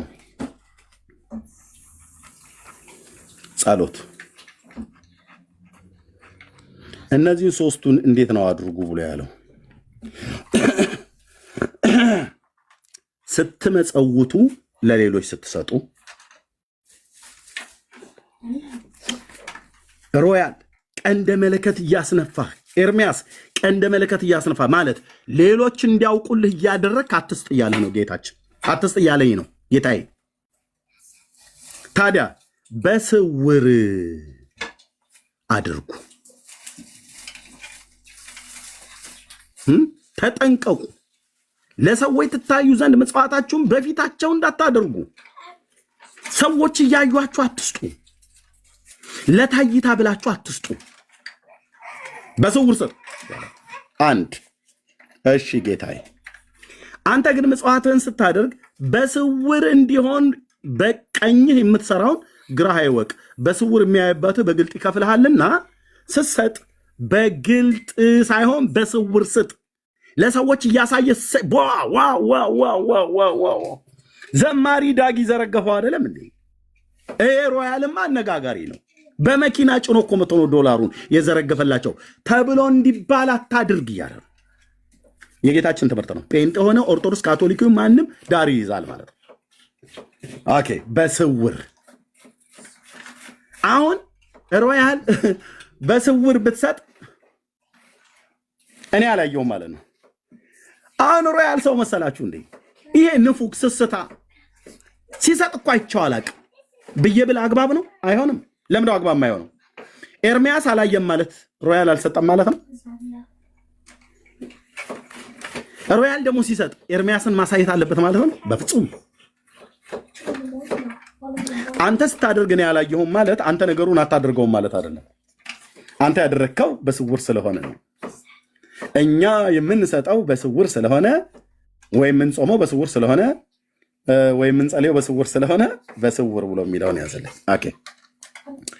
ስትጸልዩም አለ። አቤት የጌታችን ትምህርት እንዴት እኮ ማር እኮ ነው መሰለህ፣ ማር ወለላ።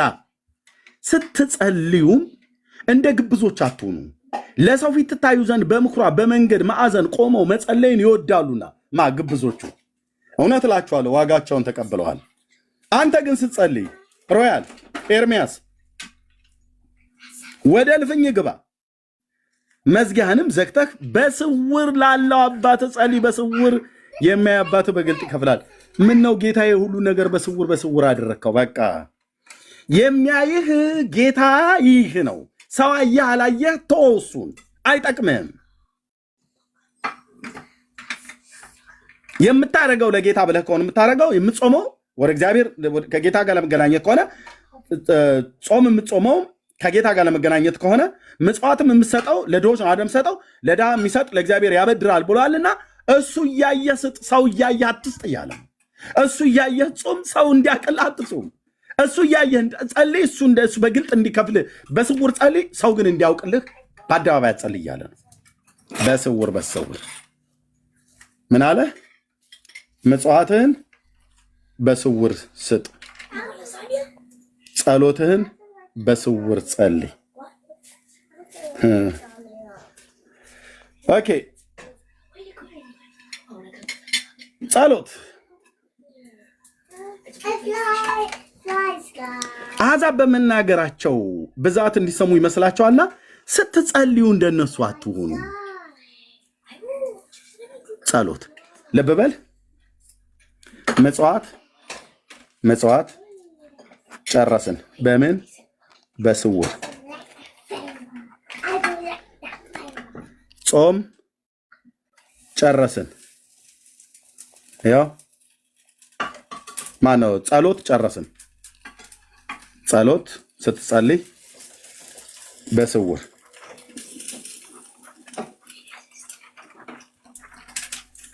ኦኬ አሁን ምን ቀረን? ጾም።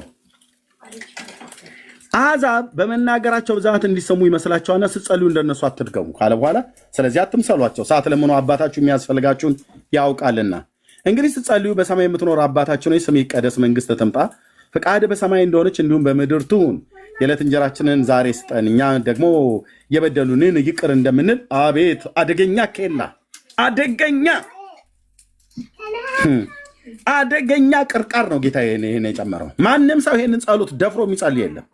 ካለም ከበደል ከአመፃ ልቡን ያራቀ አንደበቱን የጠበቀ ነው። እንዲሁ ዝም ብሎ ማነብነብ አይደለም። አቡነ ዘበሰማያት ይትቀደስ ስምከ ትምጣ መንግሥትከ ማለት አይደለም። በነገራችን ላይ ግን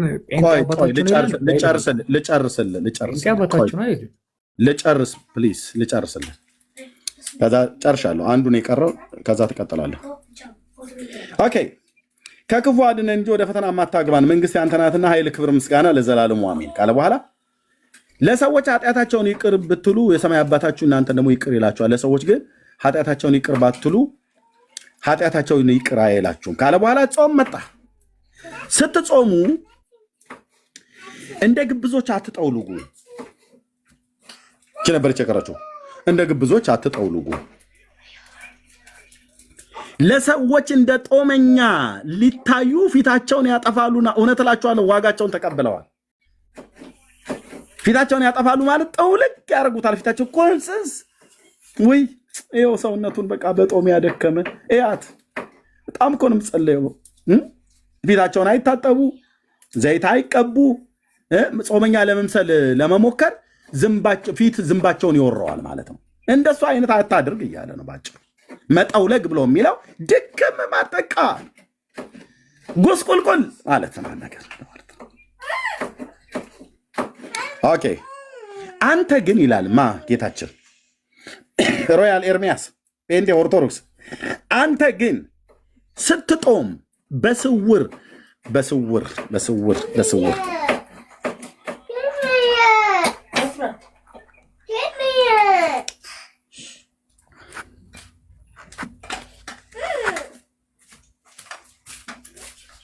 ጸሎት በስውር፣ ጾም በስውር፣ ጸሎት በስውር፣ ምጽዋት በስውር፣ ጾም በስውር፣ ጸሎት በስውር ማለት ሌሎች አይወቁ እያለ ነው። ለሌሎች አታሳውቅ ማለት ነው። ለዚህ ነው የጴንጤን ጾም የማታውቁት። አይቻለቅም ላይ ያልከው አታውቅም፣ ለወደፊትም አታየውም።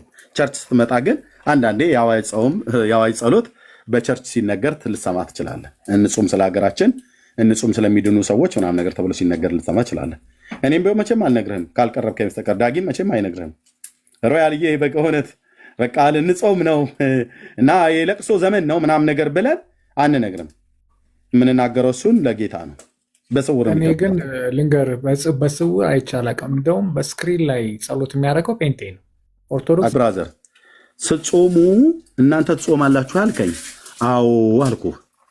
እኔ ግን አይቻላቅም አንድ ቀንም ብለስተን አዎ አይታጣቅም ብዬ ይሄን ካነሳው ዘንዳ ማቴዎስ ወንጌል መጽሐፍ ምዕራፍ 6 ቅድም በመኪና እየነዳው ስለነበር አላሳየም ብዬ አልኩትኝ። እቤት ስገባ አሁን መጥቼ ይሄን ካነሳው ዘንዳ ጌታችን ኢየሱስ ክርስቶስ ምጽዋትንና ጸሎትንም አብሮ ጨምሮ የተናገረበትን ክፍል በማቴዎስ ወንጌል መጽሐፍ ምዕራፍ 6 ላይ በስውር አድርጉ ብሎ አለ። ጴንጤዎች ስትጾሙ ለኦርቶዶክስና ለካቶሊክ ለሙስሊሞች ሁሉ ነጋሪት እየደለቃችሁ እያስመታችሁ ጹሙ አላለንም። መጽዋዕትም ስትሰጡ ኦርቶዶክሳውያን ሙስሊሞቹም እንዲያዩአችሁ ባካችሁ መንገድ ላይ አንዷን ብር 10 ሳንቲም እያደረጋችሁ 10 ቦታ እየበተናችሁት ወይ ደግሞ 5 ሳንቲም ካለች አይደው ነው 20 ቦታ እየበተናችሁ ለሰዎች እንደዚህ ቅጭል እያደረጋችሁ ለፉ አላለም። ኦኬ አላለም። ጸሎትም ስትጸልዩ አደባባይ ላይ ቆማችሁ ሌሎች አሕዛብ እነሱ እንደሚያደርጉት ግብዞች እንደሚያደርጉት አድርጉ አላለም። ስትጸልይ በስውር ወደ የሚያይ ወደ አባትህ ቤትን ዝጋና አልፈኝ ዝጋና ጸልይ። መቼ እኔ እኮ መለኩ አሁን ለምሳሌ የክርስቶስ ለኛ ተው አንነግርም እንደ ሚስጥር ነገሩ ነው እንደምትለው አንተ በግድ እኮ ሚስጥር ሮያልዬ ሚስጥር ነገሩኝ እያልክ ነው። ሚስጥር አይነገርም። በስውር ማለት በሚስጥር ማለት ነው። በቃ ሚስጥር ስውር ማለት ነው። እኔ ልነግርህ አልችልም። ኖ እኔ ኤርሚያስ አንድ ገል ጋር ራስንማ አታታልልም። ጴንጤ ነው በስውር የሚሰጠው። ኧረ እባክህ ተው በእናትህ። አንዳንድ ግብዝነት የተጠናወታቸው እንደሚያደርጉ ቅድም ስናገር ነበረ። ካሜራ ገልጠው የሚያመጡና የሚያሳዩ እነሱ ግብዞች ይባላሉ። ልክ እናንተ ቤት እንዳሉት ግብዞች ማለት ነው። ከዛው ቤት ሲወጡ ክርስቶስ ጾመውስ እናንተ መቼ የምታስቡት? ጾሟል። እሺ እናንተ መቼ አሰባችሁት? እሱ ስውር ነው። ጾምና ጸሎቴን አድምጠኝ። ጾምና ጸሎቴን አስቡልኝ አላለ። መቼ ነው ታዲያ የምታስቡት? ሮብና ዓርብን አስቡልኝ አላለም። አስቡልኝ ባላለበት እናስብልሃለን ብለን አንለው። አስቡልኝ አላለም። አስቡለትም ብሎም አላለም መጽሐፍ። እንዴ መቼ ነው የምታስቡት ታዲያ? እንዴ አስቡልኝ ባላለበት ለምን ታሳስበናል? ኖ እሱን የምታስቡበት ጊዜ እኮ የለም እኮ። እኔ በጣም ማወቅ ፈልጋለሁ። ጴንጤ መቼ ነው አስቡልኝ ብሎ ባላለበት? ልብ በላ ስማኝ፣ እየነገርኩ መቼ ነው ታስቡ ትለኛለህ? አስቡልኝ ብሎ አላለም። አስቡለትም ብለውም ሐዋርያት አላሳሰቡም። አለቅ። ስለዚህ ክርስቶስ የጾመው ጾም እናንተን አይመለከትም ማለት ነው እንዴ? ለምን ጾሙን እንደጾመ ንገረኝ ብለህ ካልክ እነግርሃለን። ጾሟል። መቼ እንደጾመ ልነግርህ እንወዳለን ከፈለክ ማለት ነው። መጽሐፍ ቅዱስ እንደሚናገር ግን ጾሙን የጾመውን ጾም ግን እናንተ አያገባችሁም አይነት ነገር። እንዴት ነው አያገባችሁም ማለት? ምን ማለት ነው አያገባችሁም ማለት? አትጾሙትም ጾሙን ማለት ነው። አንጾመውም እኛ አንጾመውም። እኔ የጾምኩትን ጾም ጹሙም ብሎ ጌታ ለአንድም እንኳን እኛ እነ ጴጥሮስም አልጾሙትም። ወንድምዬ እውነቱን ስነግርህ ማለት ነው። ተናገር እውነቱን ፍርጥ አድርገን እውነቱን ስንናገር እንኳን እኛ እነ ጴጥሮስ እኔ የጾምኩትን ጾም ጾሙ አላላቸውም። እነ ጴጥሮስ የጌታን ጾም ጾሙ አይልም።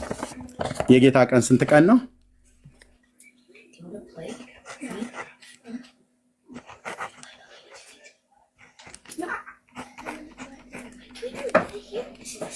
ኦኬ 40 ቀንና ሌሊት የጌታ ቀን የጾመው የጌታ ጾም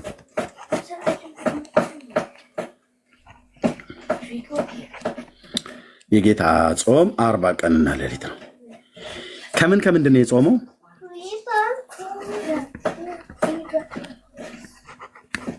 ጌታዬ የኔ አባት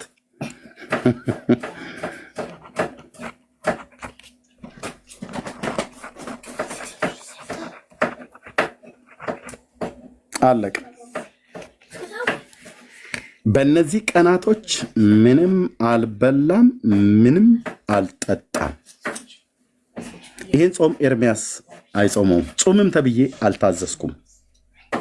ጌታ የረዳቸው ሰዎች አንዳንድ ሰዎች ጾመዋል ተብሎ በመጽሐፍ ቅዱስ ብቻ ሳይሆን በእኛም ዘመን ያሉ ሰዎች በእግዚአብሔር ጸጋ እንደዚህ ጾመዋል። አንዳንዶቹም እንጾማለን ብለው ጀምረው የሞቱም ሰዎች ሁሉ ጭምር አውቃለሁ። በዜናም በርቀት ሀገር በመጽሐፍም ተጽፎ ሁሉ ጭምር ማለት ነው። ኦኬ ጌታ ግን ጾሙ ብሎናል። የቱን? ይሄን እሱ የጾመውን ጾም ሳይሆን መጾምና መጸለይ የእግዚአብሔር ትእዛዝ እንደሆነ ነግሮናል። ይሄን ያህል ቀን ጾሙ፣ ይሄን ያህል ቀን አትጾሙ። ይሄን ስትጾሙ ደግሞ የጾም በየአይነትም መብላት ትችላላችሁ። እንደዚሁም አሳም ነገር መብላት ትችላላችሁ። ትንሽም ደግሞ አታብዙት እንጂ ጎንጨት እያላችሁ መጸለይ ትችላላችሁ ብሎ አላለን። እሱ ምንም አልበላም አልጠጣም። ስለዚህ አንድ ሰው የጌታዬን እና ታዲያ እሱስ ታዲያ ምን ነበረ? ሰው አልነበረም እንዴ? በሰውነቱ ሰው እኮ ነበር። ቢሆንም በሰውነቱ ነው የጾመው ወይስ በመለኮትነቱ ነው የጾመው? ያልተለየው ሰው ነው አይደል? ብራዘር በመለኮትነቱ ነው የጾመው ወይስ በሰውነቱ ነው የጾመው? አይደለም፣ በሰውነቱ ቢጾምም በቃ አለቀ። ስለዚህ እሱም እንደኛ ከኃጢአት በስተቀር እንደኛ ሰው ነው። ከኃጢአት በስተቀር እንደኛ ሰው ነው። በመለኮትነቱ ጾም አትለኝም። ሰው በመሆኑ ነው የጾመው። እኛ ሰው ነን አትበለኝ። ኢየሱስ ሰው አይደል እንዴ? እንደኛ ፍጹም ሰው እኮ ነው። ከኃጢአት በስተቀር በነገር ሁሉ ወንድሞቹን ሊመስለው ተገባው ይላል። አለቀ። ስለዚህ እኛ ሰው፣ እሱ ግን ሌላ አይነት ፍጡር እንደሆነ አድርጋ አታስብ። እንደኛው ከኃጢአት በስተቀር ይህንን አካል ባጭሩ እኔ መጠየቅ በጣም ስለምፈልግ ነው ሁልጊዜ የምጠይቀውና ትችላለህ። መቼ ነው የምታስቡት ክርስቶስን ታዲያ? እናንተ ምኑን ነው የምናስበው? አሁን ለምሳሌ በጾምም በምንም እኔ ጴንጤ ሲያስብ አይቻልም። እውነትህን ነው ሮያልዬ፣ እውነትህን ነው ማለት ብቻማ አይሆንም ወንድሜ። ይኸውልህ እልቅ እዚህ ጋር ያለውን ልጨርስና ከዛ እመጣለሁ። እሺ ጌታ ምንም አልበላም ምንም አልጠጣም። አንድ ሰው የኢየሱስን ጾም ጾማለሁ ብሎ ካለ 40 ቀን ሳትበላ ሳትጠጣ አሳየኝ። እሱ 40 ቀን አልበላም አልጠጣም ሰው ስለሆነ በሰውነቱ ነው የጾመው። በመለኮትነቱ ቻለው አትበልኝ። በሰውነቱ ነው የጾመው ሳትበላ ሳትጠጣ። ከዛስ ፈታኝም እንደተራበ አውቆ ይላል። እንደተራበ አውቆ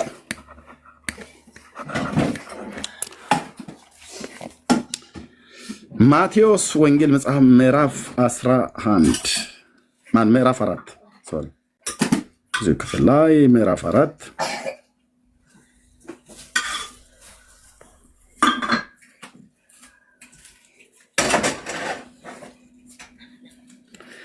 ከዚያም ወዲያ ኢየሱስ ከዲያብሎስ ሲፈተን ዘንድ መንፈስ ወደ ምድረ በዳ ወሰደው።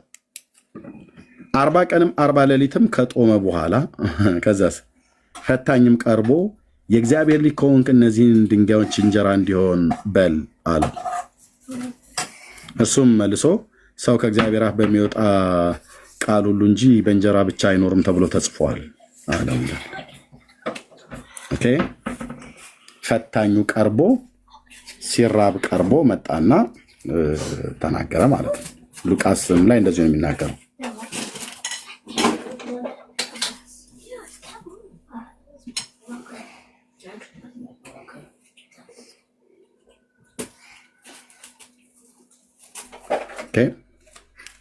ስለዚህ መጥቶ የጠየቀው በጠየቀው ሰዓት ላይ አልበላለትም። ይሄም ማለት ምንድነው ብለህ ብትል የፊተኛውን አዳም ብላ ብሎ በኤደን ገነት የጣለ ሰይጣን ሁለተኛውንም አዳምን የሆነውን ጌታችን ኢየሱስ ክርስቶስን ብላ ብሎ በሚል ሕግ ሊጥለው ሲመጣ ሁለተኛው አዳም ግን ብላ ብሎ የሚል ድምፅ በሰማ ሰዓት ላይ አንስቶ የሚቀረጥፍ ሆዳም አይነት አይደለም። እንደ ፊተኛው አዳም አልበላለትም።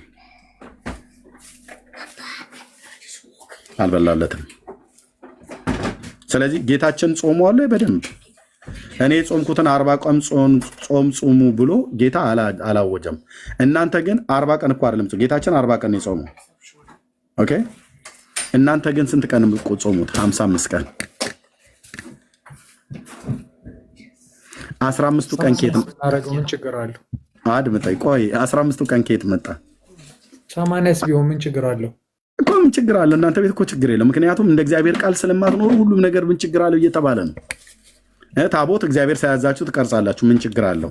መስቀል ትሰግዳላችሁ፣ እግዚአብሔር ሳያዛችሁ ምን ችግር አለው? ስዕል እግዚአብሔር ሳሉ ሳይላችሁ ትስላላችሁ፣ ምን ችግር አለው? ለስዕል ታጥናላችሁ፣ ምን ችግር አለው? እግዚአብሔር ሳያዛችሁ ትጾማላችሁ፣ ምን ችግር አለው? ኢየሱስ የተናገረውን ትክዳላችሁ፣ ምን ችግር አለው? ምን ችግር አለው ነው እናንተ ቤት። ትልቁ አደጋ ይሄ ነው። ትልቁ አደጋ ይሄ ነው። ምን ችግር አለው? እሱን ከዘማርያም ጋር ተነጋገረበት። እኔ ልጠይቅ አይቶ ዘማርያም የለም ዘገብርኤል በቃ ተቀበረ እኮ ትምህርታችሁ። የስተት ድንኳናችሁ ተነቀለ። ጠራው ዘማርያም ዘገብርኤል ዘጊዮርጊስ ዘመሐመድ የሚባለው ሁሉ በሙሉ ሮያልዬ ዘማርያም ዘጊዮርጊስ ዘመሐመድ የለም። በቃ ፈረሰ። ጌታችን ዲቤት ከነሱ ጋር ተነጋገር፣ ችግር የለውም። እሺ እነሱ መነጋገር ሲፈልጉ እንነጋገራለን። ኦኬ ዲቤት ብሏል። በቃ ያ ድንኳን ከተነቀለ በኋላ እረፍት ነስቷቸዋል። ችግር የለም። እነሱ አሁን ህመም ላይ ናቸው ያሉት። ጥዝጣዜያቸውን አትቀስቅስባቸው፣ ተውት። በቃ የዲቤት ሰንኮፍ የተነቀለ ይመስለኛል። ያ ፈለገ የሚባለው ሰውዬ ተንቀሽቅሾ ጠርቶ የ1700 ዓመት ታሪክ ያላት ቤተክርስቲያን በአደባባይ ላይ ነው ያሳፈራት። ያው ሲንቁ እንደተባለው ማለት ነው።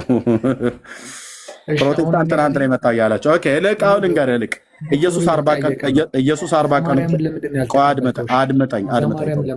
አድምጠኝ ብራዘር። አሁን እኔ እንደዚህ አይነት ዝም ብሎ ለአንድ ጢማም ወንድ ዝም ብዬ አልመልስልህም። እሱን ተው እርሳው። አሁን እዚህ ና። ኧረ ተው እንደ ቤተክርስቲያን ዲያቆን እኮ ነው። እኔ ለምን ጳጳስ አይሆንም? በክብር ፈለገ ዲያቆን አልነበረም እንዴ? ፈለገም ቢሆን ከዛ በኋላ ዘማርያም ዲያቆን አልነበረም ወይ ነው? ዲያቆን አልነበረም ፈለገ ዲያቆን አልነበረም ወይ? ሮያል እሺ፣ ስዩም ዲያቆን አልነበረም? እኔ አላውቀውም። ስዩም የሚባለው ዲያቆን ስዩም ዲቤት ጠርቶኝ የሰረዘው ራሱ ዘማርያም ነው ሰርዝ ብሎ ያለው። ቤተክርስቲያን ከማያከብር ሰው ጋር ማውራት የለብህም ብሎ አለ።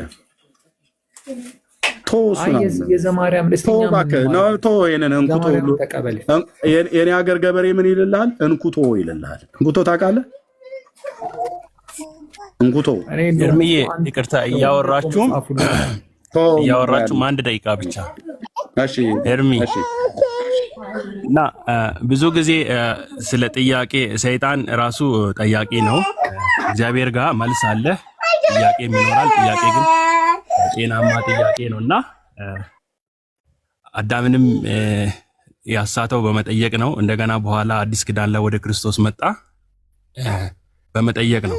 እኛ ወንጌላውያን አማኞች ወይም ጴንጤዎች ጥያቄ ሲጠይቁን የምንሸወድ አይደለንም።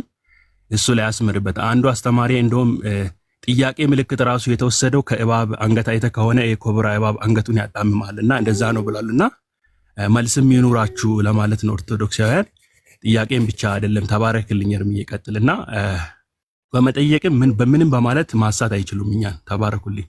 አንተና ማንም የጠየቀ የለም። ዝም ብለህ አርፍ ተቀመጥ። ቅድም አንድ ነገር ብለሃል። ሆቴል ውስጥ የሚሰሩት ምናምን አይጾሙም ብለሃል። የትኛውም ሆቴል ያለበት ከተማ ሮብና አርብ ስጋ አይሸጥም፣ ይዘፈናል፣ ይጨፈራል፣ መጠጥ ይሸጣል። ማለት በራስ ቃል ነው የምትያዘው። ቅድም መርጌታ ሲያወሩ ስለተደራረበ ነው ዝም ያልኩት እና ማንም ይሸወድላችሁ የለም፣ ማንም ይሸወድላችሁ የለም። ቀጥሉ ኤርምዬ፣ ቀጥሉ። አላቃ አታውቀኝ። ምንድን ነው የምታወራው ከኔ ጋር? በእናትህ ሮያልዬ፣ እዚህ ያሉ ወንድሞች በሙሉ ቢያወሩ ክፋት የለውም። ግን የነገርኩህ ይገባው አክብሬ ጠይቀህ ተከባብረን ችግር የለም። ያው እየመለስን ነው። ቅድም ስለ ምጽዋትና ጾም ጸሎት ጠየከኝ። ጌታ በስውር አድርጉ ብሎ ስላለ የጴንጤዎችን ምጽዋት ድንገት ካላየ ግብዞች አሉ። ጴንጤዎችም ሆነው ዝም ብለው በሰው ፊት ለታይታ የሚያደርጉ ወድቃቸዋል። ቅድም እየተናገሩ ወይ ደግሞ እኔም ካደርኩት ወድቅ ያለው ማለት ነው። ጾምንም ከሆነ በስውር ነው፣ ምጽዋትንም ከሆነ በስውር ነው፣ ጸሎትንም ከሆነ በስውር ነው። ጌታችን ነው ማቴዎስ ወንጌል ምዕራፍ 6 ላይ ያለው። ለዚህ ነው የጴንጤዎች ጸሎት እንደናንተ 7 አጽዋማት 9 አጽዋማት 16 አጽዋማት እያልን ምንም መለከት አታስነፋ ብሎ እንዳለ ማለት ነው። ኦኬ ጌታችን አልጾመም ብሎ ጾሟል። ስንት? 40 ቀን አልበላም አልጠጣም ይላል። አለቀ። እናንተ ግን 40 ቀን አይደለም 55 ቀን ነው የምትጾሙት። በ40 ላይ 15 ጨምራችሁ። ለምን ብዬ ስል ምን አለበት አልከ? ኦርቶዶክስ በምን አለበት ነው የምትኖረው? እኛ በወንጌል የምንኖረው እንደተጻፈው ነው የምንኖረው። ኦርቶዶክስ ምን አለበት ነው? ኢየሱስ ንግግር ላይ ኢየሱስ ያደረገው ላይ ትጨምርና ስትጠይቅ ምን አለበት ትላለች። ወይ ደግሞ በሌላ ደግሞ ምንድነው ያሉት? እነዚህ 15ቱ ቀን ቅዳሜና እሑድ ስለሆኑ ሰንበት ናቸውና አይቆጠሩም አለች። ሰንበት ስለሆኑ አይቆጠሩም አለች። ኦኬ ጌታችን ግን ሲጾም ነን ስቶፕ ነው 40 ቀን የጾመው። በ40 ቀን ውስጥ በሳምንት በወር ውስጥ ስንት ሳምንት አለ? 4። በ4 ሳምንት ውስጥ ስንት ሻባት አለ? 4። የአይሁድ ሻባት አርብ ከሰዓት በኋላ እስከ ቅዳሜ ድረስ የሚቆየው ማለት ነው የጌታ ሰንበት የተባለው ጌታችን በነበረበት ሰዓት ላይ ጌታችን ኢየሱስ ክርስቶስ ታዲያ 40 ቀን ማለት 5 ሳምንት ማለት ነው። ጌታችን ኢየሱስ ክርስቶስ ታዲያ በ5 ሳምንት ውስጥ 5 ሻባት 5 ዓርብና ቅዳሜ ሻባቱን ሁሉ አለ። በዚያን ቀን ከምድረ በዳ ወጣ ብሎ ወደ ቤርሸባ ወይም ወደ ኢየሩሳሌም ወይ ደግሞ ወደ ቴልአቪቭ ከተማ ወደ ኢዮጴ ወደ ሌሎችም ከተሞች ወደ ይሁዳ ከተሞች ወደ አንዱ ጎራ ብሎ ወይ ወደ ኬብሮን የጾም ማኪያቶ እየጠጣ የጾም በየአይነት 16 አይነት ወጥ ያለው እየበላ በዘመኑ አይሁዳውያን ይበሉት የነበረው እንደዛ እየበላ ነበር እንደ የጾሙ። በሻባት ቀን ጠዋት ብቻ ነበር የጾመው? አይደለም። የምን ሰንበት ነው ብሎ ማምታታት ነው። ቅዳሜና እሑድ አሉና እነኛ አንድ ቅዳሜ አንድ እሑድ አሉና በወር ውስጥ ስንት ሳምንታት አሉ? 4። በአንዱ ሳምንት ውስጥ ስንት ሰንበት አለ? ቅዳሜና እሑድ ተብሎ 2። ስለዚህ 2 ስትመጣ ስንት ይመጣል? 8። እና እንደዚህ ምናምን ነገር ብለው ሊያምታቱ ማለት ነው። ኦኬ ጌታ አሁን ጥያቄው ምንድነው የሚሆነው? ጌታችን ኢየሱስ ክርስቶስ በሰንበት ቀን ጾሞ የለ እንዴ? በሰንበት ቀን እያቋረጠ የጾም በየአይነት እየበላ ነበር እንዴ? ይጾም የነበረው አልነበረም። እህቴ አርፈሽ ስሚ እሺ። አልነበረም። ነን ስቶፕ ነው፣ ምንም ሳያቆም ቀጥታ ነው የጾመው። ስለዚህ ኢየሱስ 40 ቀን ጾሞ እናንተ 55 ቀን ትጾማላችሁ፣ 15 ቀን ጨምራችሁ እሱ ባለው ላይ እየጨመራችሁ የኢየሱስን ቃል እያፈረሳችሁ የራሳችሁን ትገነባላችሁ። ኦኬ ሲጾምስ እሱ ምንም አልበላም አልጠጣም። ቆይ ልጨርስ። ማነው ጨማሪ ማነው ቀናሽ ያደረገ? አምላክ በደነገገው ጾሙ ድንጋጌን ሮያል አዋቂዎቹ በደንብ አድርገው ፕሊዝ አንዳቸውም ፊት ለፊታችን ቀርበው ይሄንን ሊያስተባብሉ አይችሉም። 4 ነጥብ አይችሉም። እሱን ኦርቶዶክስ የሚታደጋታታ እየተዝረከረከች ነው በራሷ ትምህርት ማለት ነው። በ4 ነጥብ የተዘጋ ነው። ካለ ይምጠው ከተደብቀው አይደል የሚያዩት። ኦኬ ጌታችን 40 ቀን ጾመ። ሙሴ 40 ቀን ጾሟል። ልጹም ብሎ ሳይሆን ያው 40 ቀን። ኤልያስ 40 ቀን። ኦኬ ኤልያስ 40 ቀን፣ ሙሴ 40 ቀን፣ ጌታ ኢየሱስ 40 ቀን። አልበሉም አልጠጡም ማለት ነው በእነዚህ ጊዜያት።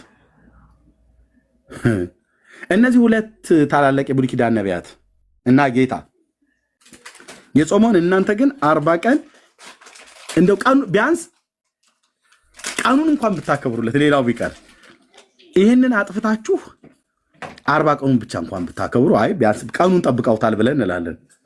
እናንተ ቀኑንም አትጠብቁም። አንድ ሁለተኛ ቀኑም ላይ በ40 ቀን ውስጥ ምንም አልበላም ምንም አልጠጣም ይላል።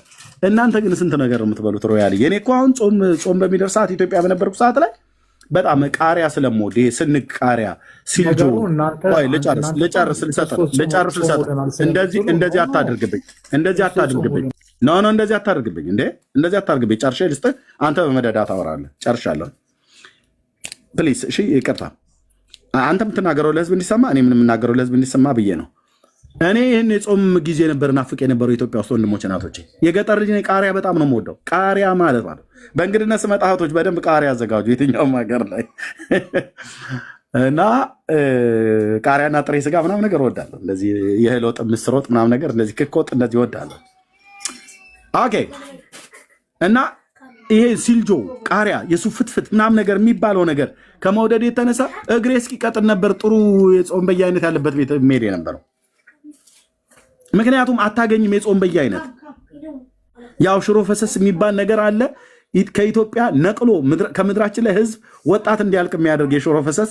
የኢትዮጵያ ሴቶች ሽሮን እንድጠላው ያደረጉኝ ኢትዮጵያውያን ናቸው። ፓስታ እንድጠላ ያደርጉኝ የኢትዮጵያ ሴቶች ተደራጅተው በዓላማ በተለይ እንደኔ አይነቱ እንዲጠላ መኮሮኒ እንድጠላ ያደረጉኝ የኢትዮጵያ ሴቶች።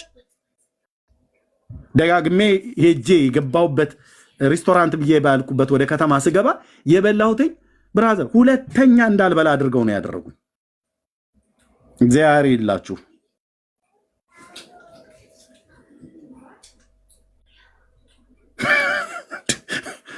በቃ ይኸው ጌታ ኢየሱስ ምክር ሚስቴን አማረኝ ብዬ መኮሮኒ በ16 ዓመት የጋብቻ ጊዜ ውስጥ በባለፈው አዘዝኳትኝ። አይ ሩትዬ ተይው። እኔ በኢትዮጵያ ሴቶች ዳውን ብዬ ብል እኔ ነበርኩ መጀመሪያ ባንዲራ ይዤ የምወጣው። መኮሮኒ፣ ፓስታ እና ሽሮ ፈሰስ የሚባል እንድጠላው አድርገውኝ ማለት ነው። የአዲስ አበባ ሴቶች በተለይ ተደራጅተው በማህበር በገባውበት ቤት ሁሉ በቃ ምንድን ነው አሁን የሽሮ ተውት በቃ እሱን ልለፈው እና ምግቡ የሚገኘው በዚህ በዓል ሲገባል ነው። ባጭሩ ተው፣ ሌላ መዘዝ አልሰበሰብም። ቤቴ ላይ ሪፖርት እንዳያደርጉ እህቶች። የጾም በየአይነት እኔ የምወደው ቃሪያ እንደዚህ ምስር ምናምን ነገር አልጫ ምናምን ቀርቀይ ምናምን ነገር ያለው